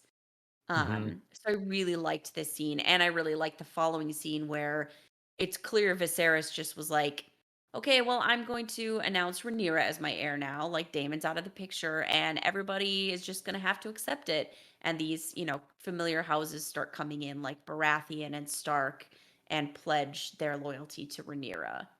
Yep. So it was like a really like fun, switch. It obviously is setting up some conflict, but then it was also like a touchstone, like you said.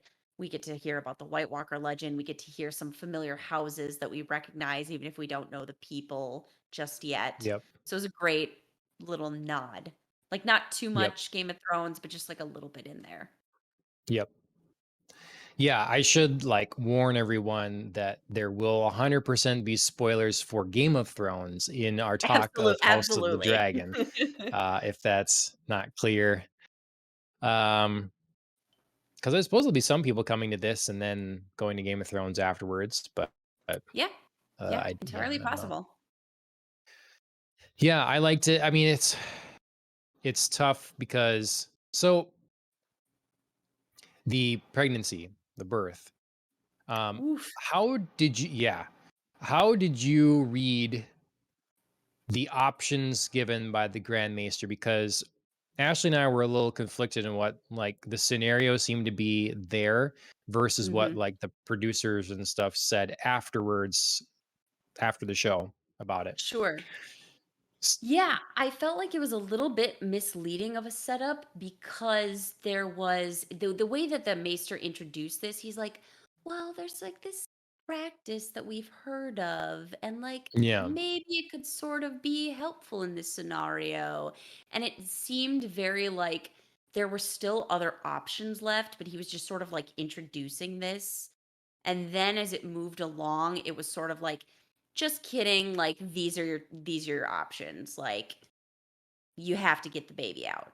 Do you know what I mean? Like, in the first sense, there was a sense of like this being introduced very prematurely, and that, there was the to me the sacrifice of a mostly healthy queen who was just having a lot of trouble with birth or like getting the baby out at all costs and like sorry queen, and then later on it sort of seemed like actually they were both in jeopardy and he just had to make a horrible choice about like saving the only life he could.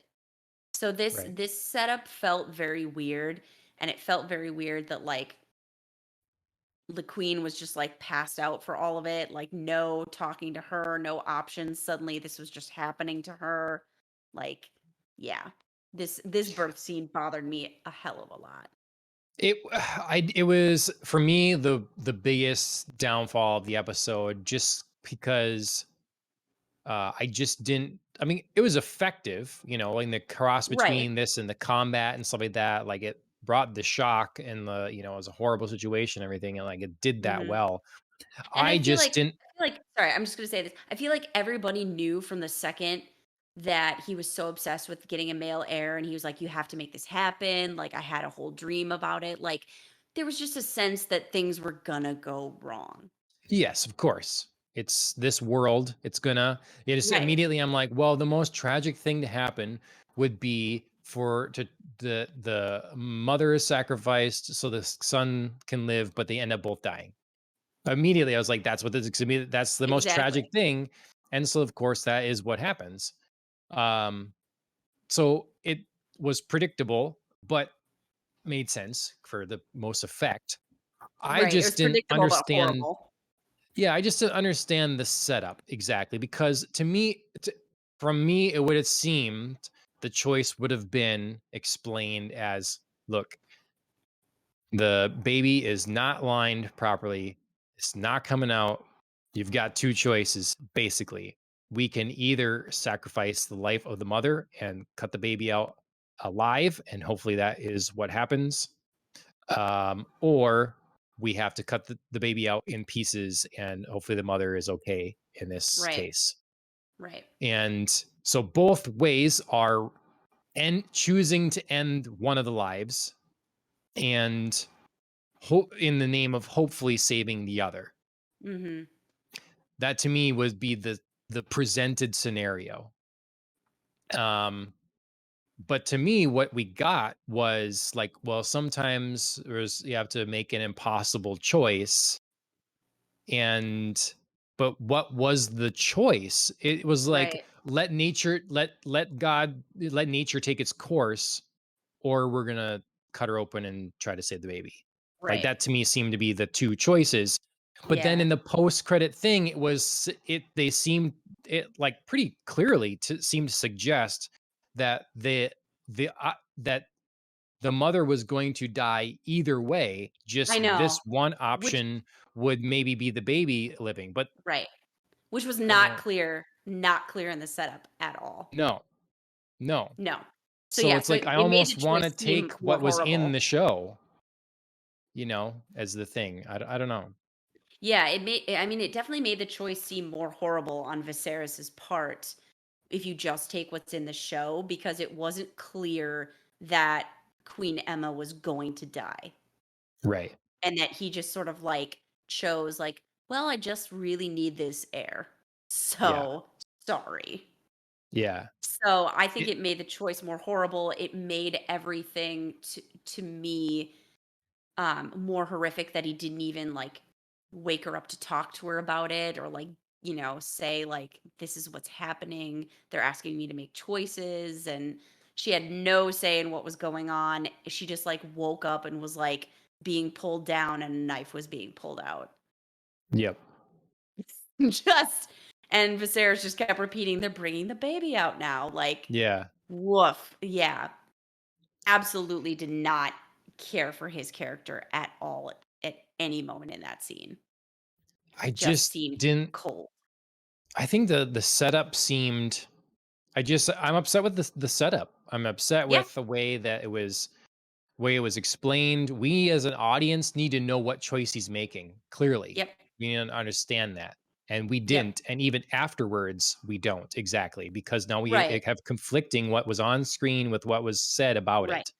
right, exactly, yeah, it was never made clear that the queen was going to die. There Mhm. definitely seemed from the way everybody was phrasing things, it was one or the other, and one of Yeah. them would hopefully be fine, and that Mhm. included the queen.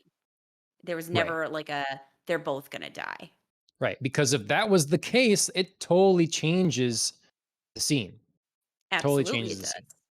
Yep. So I don't know. I just like obviously like it's one scene, but it's a pivotal one. And Mhm. I just like I hope it doesn't forebode future things with the show where they're they too much know where things need to go and they're Mhm. gonna make that happen and it maybe doesn't logically make sense that way. And maybe Right. that suggests a little bit more of what you're talking about with Matt Smith's character with Damon. Like, do they have, do they understand the clear character motivations that he Right. has? And they're And just are they leaving us a little in the dark yet. right, right. Are And, they clearly or, presenting us with, like, the scenario and not having to explain it in the end credits? yeah. Like, it's totally Yep. fine to withhold things and mysteries and, like, we'll learn full details of things later, but you have to, like, be consistent, and you Yep. have to, whether that be with, like, a character motivation or with, like, a scene, and because that scene now shaped some of Viserys' character, and in that Yeah. moment, like, in that birthing moment, just, like, watching it from the show, I absolutely hated him. Like, Hmm. just couldn't believe the audacity, and then post credits, I was like, "Well, I still don't like what happened, but clearly a different choice was presented Yeah. in their minds, not in the show." Yeah. Yeah. And like, I'm not, it doesn't ruin the episode for me, but it is a No. big deal because it's like, and I won't spoil anything from Raised by Wolves, but there was a moment in there where Mhm. it was explained post credits, like, what? Would have no idea this Yep. is nanobots or something Yep, weird yep, yep, reawakening, like zero idea. And there was yep. nothing in the show to suggest that. I remember that. That's that's less of a deal, even though it's like almost like more where would you think I would get that from? Right. But it's less of a big deal because it has no real impact Mhm. on character choices or how we see someone or anything like that. This Right, just happens to be a thing, you know? right. So this, yeah, this makes a difference. So Mhm. I don't know. I'm not going to watch it again to find out because it was not fun to watch. No. Um, No, no, no, no. Especially for Ashley. She's Yeah, like, I needed an actual trigger warning with that. So yeah. that was I mean, not that I'm asking the show to do it, but just personally, it was like, ugh, Yeah, it's a so, lot. It's a lot. mhm. But let's see. So we have yeah, we have the new heir. How do you say her name again? Princess Rhaenyra? Rhaenyra. Rhaenyra. Mhm, I thought the actress was has a cool look to her. Was well mhm. portrayed at this point. Um, oh, so let's talk about Otto and his daughter. So Woof. I was like, "We have Otto to get High there, obviously." Otto Hightower. I really like this actor. Ray I kind of Siphons? blanking what he's. Yeah, yeah, yeah. I kind of blanking what he's in exactly, but I know that I've seen him in stuff that I like, Mhm, and I like the portrayal so far. Seems cool. But then the most odd thing, and this kind of supports to me maybe what Damon Targaryen was saying about the High Council using the king, not respecting him, mhm. and that kind of thing. Because immediately after uh, um, Viserys's wife and son have now died, he Otto asks his daughter, uh, Alicent, Alicent. Alicent. Alicent, Mhm. that maybe you should go check on the king and, Gross. So gross. maybe wear one of your mother's old nice gowns. Yep, yep, And I'm just like, wait a minute. yep, Like, first I thought he was saying go to maybe Damon's quarters, just because it's like yep. there was a weird moment, where he like asked for a favor or something at the tournament, to just get under Yeah. Otto's skin, and that kind of thing. And then So but then I was like, why would he do that? Because he hates Damon. So then when I realized it was the king, I'm just like, I don't know. Yeah. That was It's gross. It's so gross. And yeah, I really liked Otto Hightower like throughout the whole episode. He did seem to be like a very steadying influence on the king, and he made several great points about Damon's character. I mean, not that Damon can't like refute them, but he right. also was like, "Yeah, I know who you are too." Um and then yeah, he just like goes and does this like cold gross thing about sending his daughter in there. And I know for our like imagined medieval time that we're living in, super common. I mean, how many Yeah. historical shows have we seen like the Tudors where men would just like send in their daughters to the king and be like, "Hey, hope you gain favor. Like, go Yeah. get it, Right. tiger." But yeah, it was gross. I didn't need to see it. I didn't want to see it, and I definitely think it's as horrible as it was, it's a weirdly great plot point because it's obviously going to pit Rhaenyra against her friend Alicent if this continues, you know? Like if her friend like Yeah. continues to go visit the king and maybe Right. gain some influence and power, and like we'll see where that happens. That's going to be another source of conflict and possible betrayal, I think. Yep. Yeah, it could be. It's got to be setting up something. It can't be a one and done. Yeah. Lead to something some way or another. Um, and right, like you say, common. It doesn't to me speak ill exactly for the time, but the grossness to me is in the time. Like you just Oh yeah. is like it's just like it's a desperation. It's a hey, let's start now. Prey Get on in his grief. there, be a little Yep. closer to the king. Yep. That kind of thing. Yep. In this moment, that to me is the disgusting part, and it speaks to again I think we're gonna find a complicated story with Damon, and we're gonna find a Mhm. complicated story with the hand. Like we're if they Yes. effectively manage these to make all these characters gray, or really a lot of them, Mhm. it's gonna be interesting because we certainly had that in Game of Thrones where we'd have people we loved, but they were also very terrible. So Yes. um, it's yeah, sticking to that tradition for sure. So Which is part of what made Game of Thrones great because you were almost never, I should say, fully on one person's side, and they never yeah. didn't let you down. Mhm. Yeah, you couldn't be invested in more people's stories and their causes in some fashion than when you're Right. kind of with them. And so, like, it didn't matter who won exactly all the time because you could kind Mhm. of support them somehow. Right. And I mean, that's not to say that there weren't, clearly more like evil characters. Like nobody Oh was yeah, like, "Hey boy, I really love Ramsay Bolton.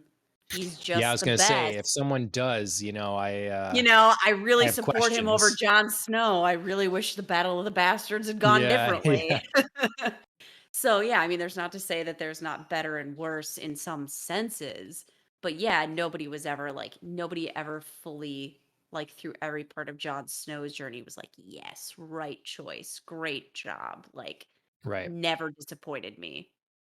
Didn't Yep. happen. All this talk, I'm like repressing all the things I want to say about Game of Thrones yet that just like are such They're such swirling in there. falters, yeah. Yep. Um, let's see.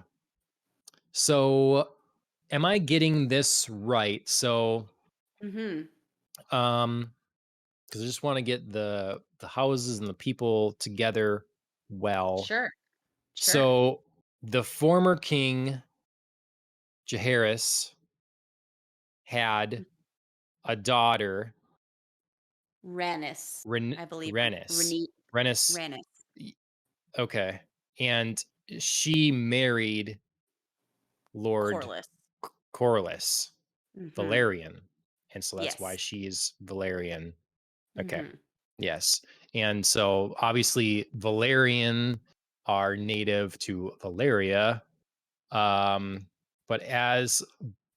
but were the Targaryens as well, or were Targaryens conquerors of Valyria? I mean, That I don't know. I know we're talking about things that aren't in the show here, but Right. I'm But just yeah, no, interested it's in setup here exactly. oh, Alan Alan might might be, know. yeah, Yeah, he might be searching for an answer here. I know Alan's read a bunch of it too. So Yeah. let's see. Of Valerian descent, Okay. who once ruled the Seven Kingdoms. Yeah, it's a noble family of Valerian descent. Mhm. So the Valerians are the older family. Mhm. Um, would seem to be the case. And then I suppose I just imagine them kind of taking over because they were the ones to figure out how to ride dragons. Yeah. So, but well, they'll probably Okay. be they're just a house out of many from Valeria, says Alan. That's So what it looks like. okay. Interesting.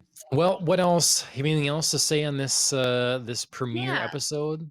So I was just going to say two quick things. And one is I like the ending here that we get, where, we get Princess Rhaenyra is, accepting everybody's, fealty and pledge to Yep. support her rule. And Damon is out kind of in the dragon pen. And he's, going to take his dragon, I think Caraxes, for a ride. And I really felt like that sort of ending setup where he's so focused on his dragon was giving me like, I feel like there's going to be more dragon battle vibes. Like there's going to be a dragon battle in Hmm. here somewhere because I remembered at that moment when they called the name of his dragon earlier in the episode, they were talking about Princess Rhaenyra's own Syrax. And they were saying like, "Oh, she's almost as big as Caraxes. Like she's almost, that big and powerful now." So it was very like their dragons were Hmm. sort of like mirroring them. And I Right. wondered if we were going to get like another epic dragon battle. Yeah. Do So you that was do you that think was he gets to interesting to me. take? Do you think he gets So to? I mean, take his dragon with is he him? right, so that was the other thing that it made me think of. So, like, if everybody has their own dragon and, like, Damon, like, is he just Yeah. displaced as heir? Is he totally, like, kicked out? If he's kicked out, does he get to take his dragon because it's his dragon? Like, you know? Right. Or, like, would they try to, like, give the dragon to another rider? Is that not, like, how that works?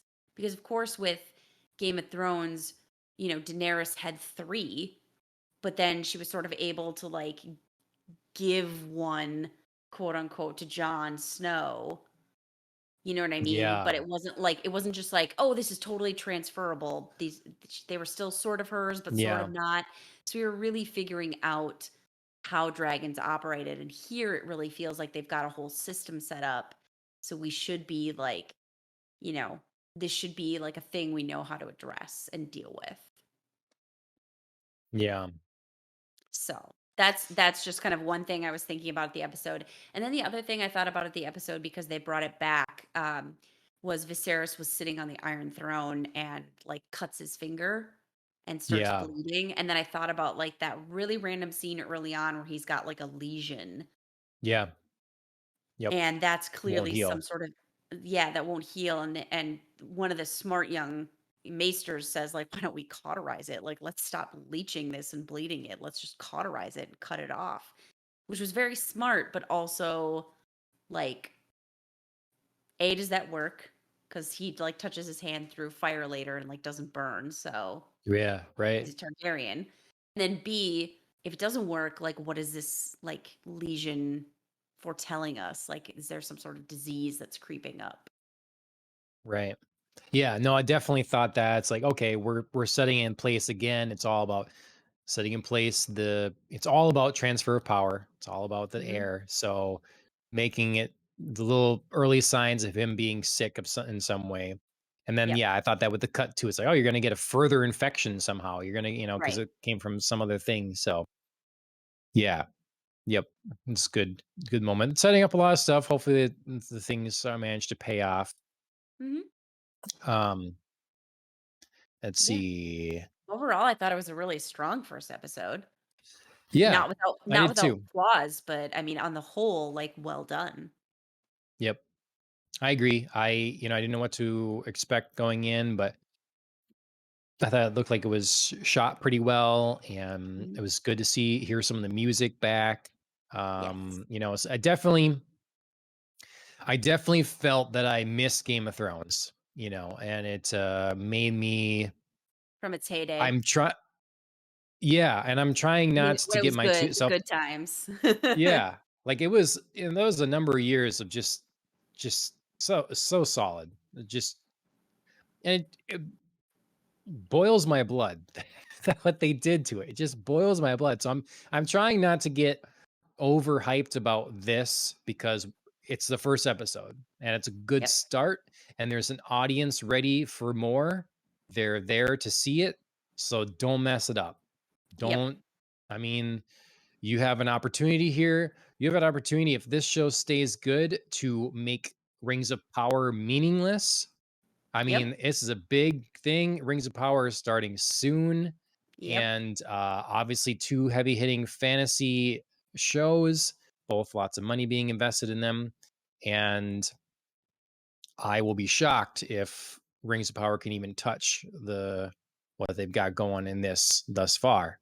They don't, but if don't Yeah. mess it up. If they So, stay on course for sure, if there's, mhm, if we take a sudden nosedive like we did with Game of Thrones, then yeah, I mean, Rings of Power's got mhm, some real space to come in and steal everything. yep. Do you have any inkling of an idea of how you would have ultimately ended Game of Thrones? I know this is kind of a big question, but Oh, that is a big question. Um, boy. It's hard because, there's the, like, do you stick with the vague outline that George R. R. Martin sketched out, that Danny was going to turn, um, it was just gonna take a bit longer than, what they, portrayed, or, would you kind of keep her in a benevolent, imperfect but benevolent, ultimately kind of ruler phase, and would you have ended it peacefully? I think the more true to Game of Thrones would have been, yes, Daenerys still goes a little crazy. Maybe something bigger happens to make her that way. Um, or maybe, you know, I don't know. I feel like it probably would have been a betrayal of like the essence of the series had she ended as like a great ruler and everything was like peaceful and fun and united. So I probably would have either maybe like killed her off during the battle with the White Walkers, like, getting the king, and then just like it all goes down. Maybe sacrificing herself along with like her dragon who was turned, and just everybody goes down there, and then we're all left kind of like picking up the pieces. I feel like it would have made more sense to me to have them be scattered like kingdom pieces. Like Sansa still made sense to me as like queen in the north. Jon Snow maybe goes somewhere else and like leads, but maybe like, I don't know, Tyrion takes over King's Landing and has that little like domain. So I feel like everybody kind of ending up in their own like little domains, and there's like a maybe like a leader summit once a year to like make sure everything's going good and like trade is fine and whatnot. But yeah, that's the closest I can get to some sort of like thoughtful ending. okay. I so Because this is one I thing, one still place. feel I still feel like we couldn't have ended with like the Night King winning. Because Okay, that would be just too sad. okay. Do you know what I mean? Like, nobody I wanted, like, a perfect happy ending, but I don't think anybody was like, Night King should win. I feel like that's maybe where it should have been. Yeah? So I mean, it the would make the most sense for, like, how, like, willing George R. R. Martin is to just, like, sacrifice beloved characters. yeah, Do you know what I mean? Like, yeah, it totally makes sense. Like, the moment, like, he kills Ned Stark, you just have a sense of, like, anything effing goes here, and the yep. series gradually moved away from anything goes.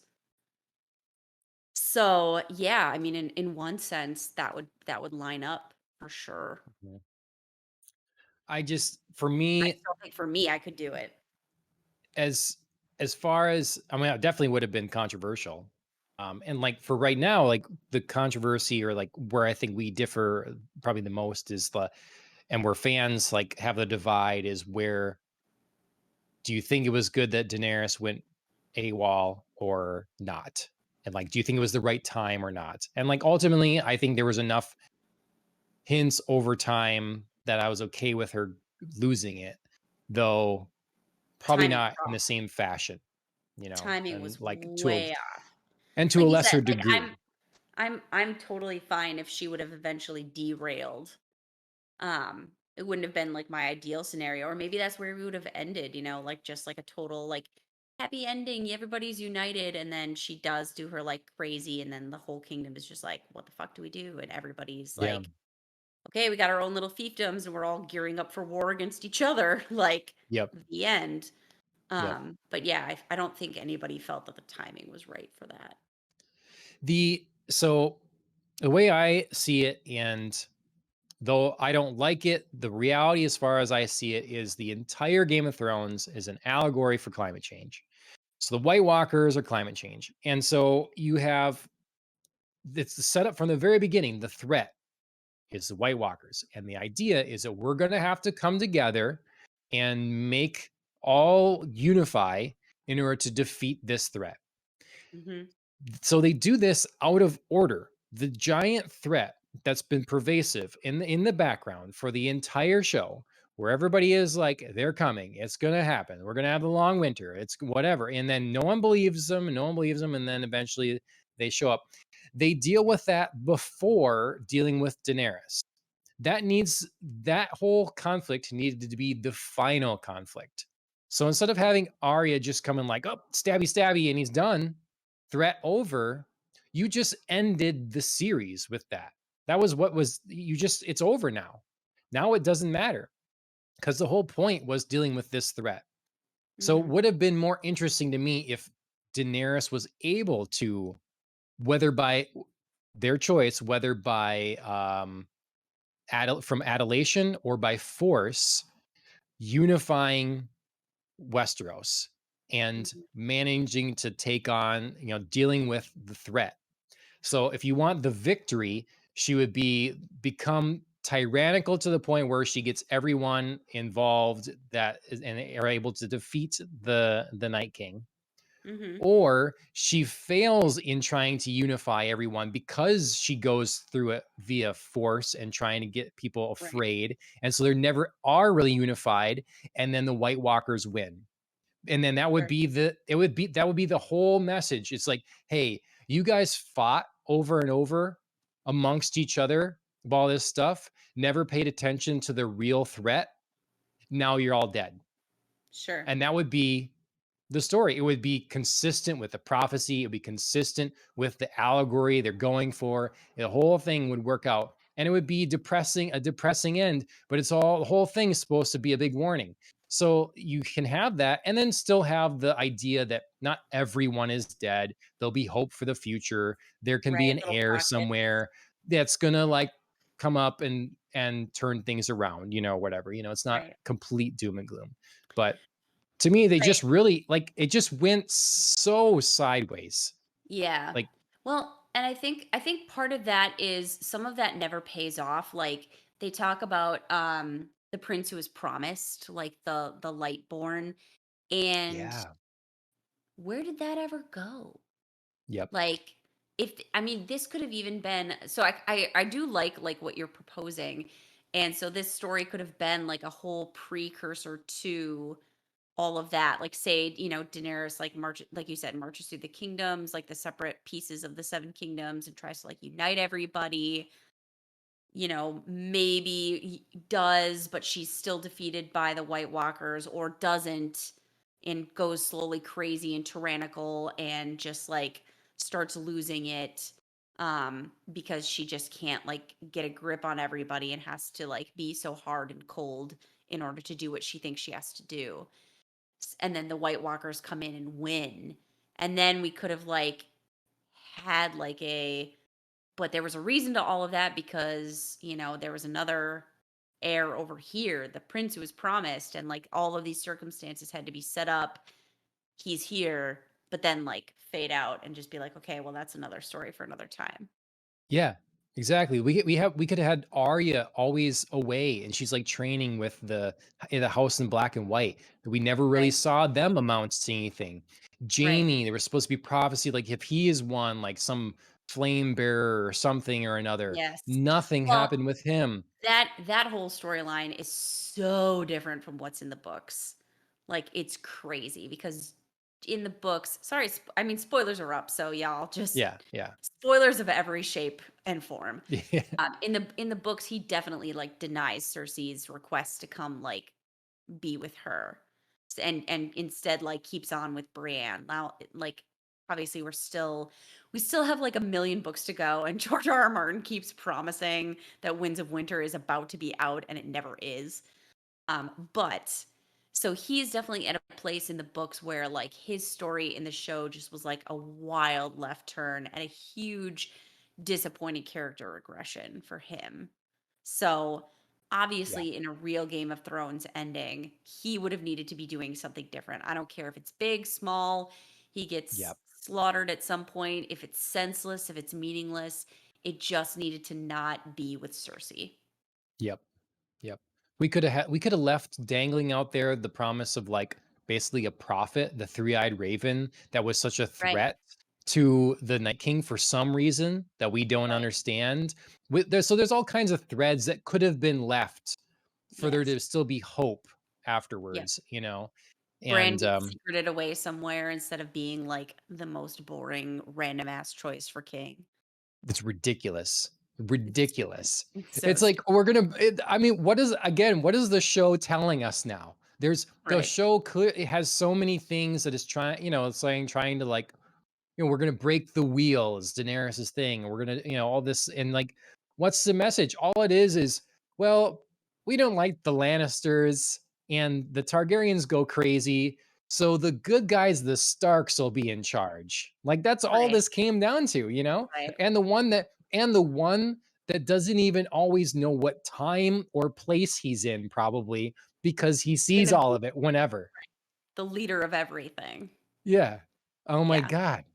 I Yeah. just I'm sorry, I'm like dragging on. I just like it's so frustrating, and I It feel is. like there's always more stuff to talk about with it. It's such a I was so happy at the end to see different people as opposed to Benioff and Weiss and their Yes. dumb faces talking to me because it just like oh they had in their hands the greatest television show ever made, and they decided to rush it, to be done with it, to not care enough about the source material, to not spend the time to do it right.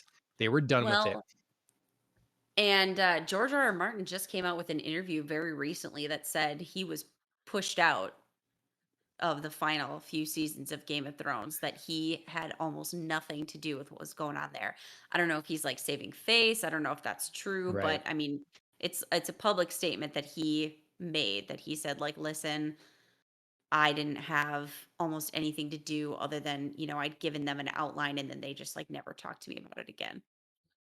Because I mean, it seems clear. Like even if they were like playing the game that he was involved and we're listening to him and he's part of it and everything, clearly there's no way they could have actually been listening if that was the case. Right. Because someone that has written all these things that connect so well, that seems so thought out, that have like the traumatic conclusions to everything, to different things or whatever, there's no way this is the result.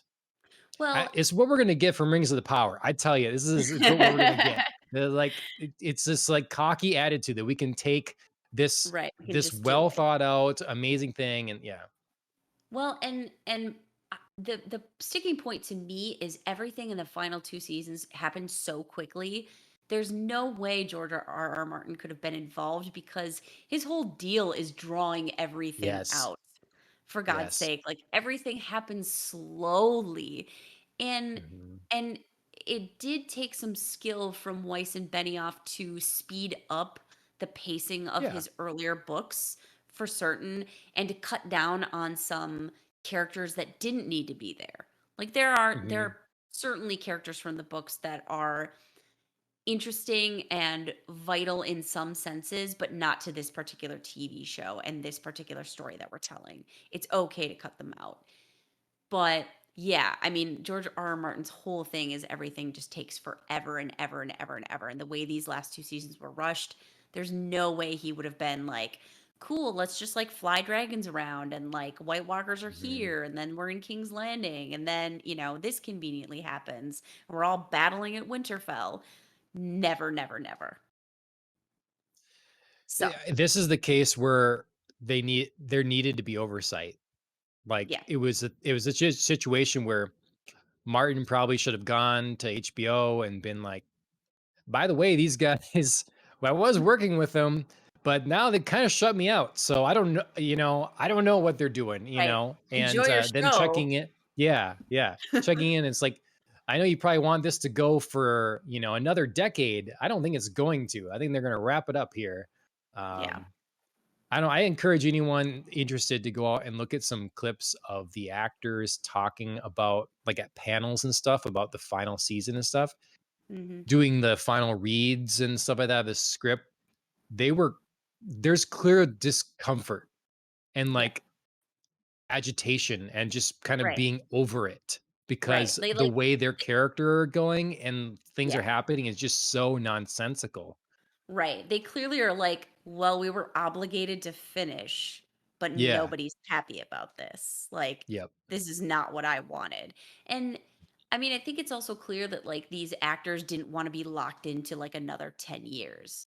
I mean, they had a really great run, and I'm sure that they would have stayed around for like a couple of more seasons, but nobody's suggesting that like Game of Thrones needed to be 16 years long or like 16 seasons long or anything like Right. that. But there's also a sense of like, well, what happened though? Like, we're obviously we're here for as long as you needed to finish a great story, like, but you didn't. And Yeah. now like this show that we built our careers on just went down in flames and took some of them with it. Yep. I think they could have done it in 9 full seasons Yeah. because the last 2 were short. Yeah. So 9 full seasons, full episode 9, seasons. maybe Uh, 10. Yeah. yeah, yep. Mhm. And you'd still would have had some loose threads, I suppose. You would have had some unexplained, but, like, Totally. we can forgive those things. Those are the things that when you go back and watch them and you're like, "Oh, yeah, what about that thing? What about the second brothers or whatever they were, or the brothers and something or another? What Yeah. about, the, Stark mother?" Um, you know, Right. like, things that weren't In the even books, again, introduced. her story is so Yeah. different, and yeah, spoiler, she comes back.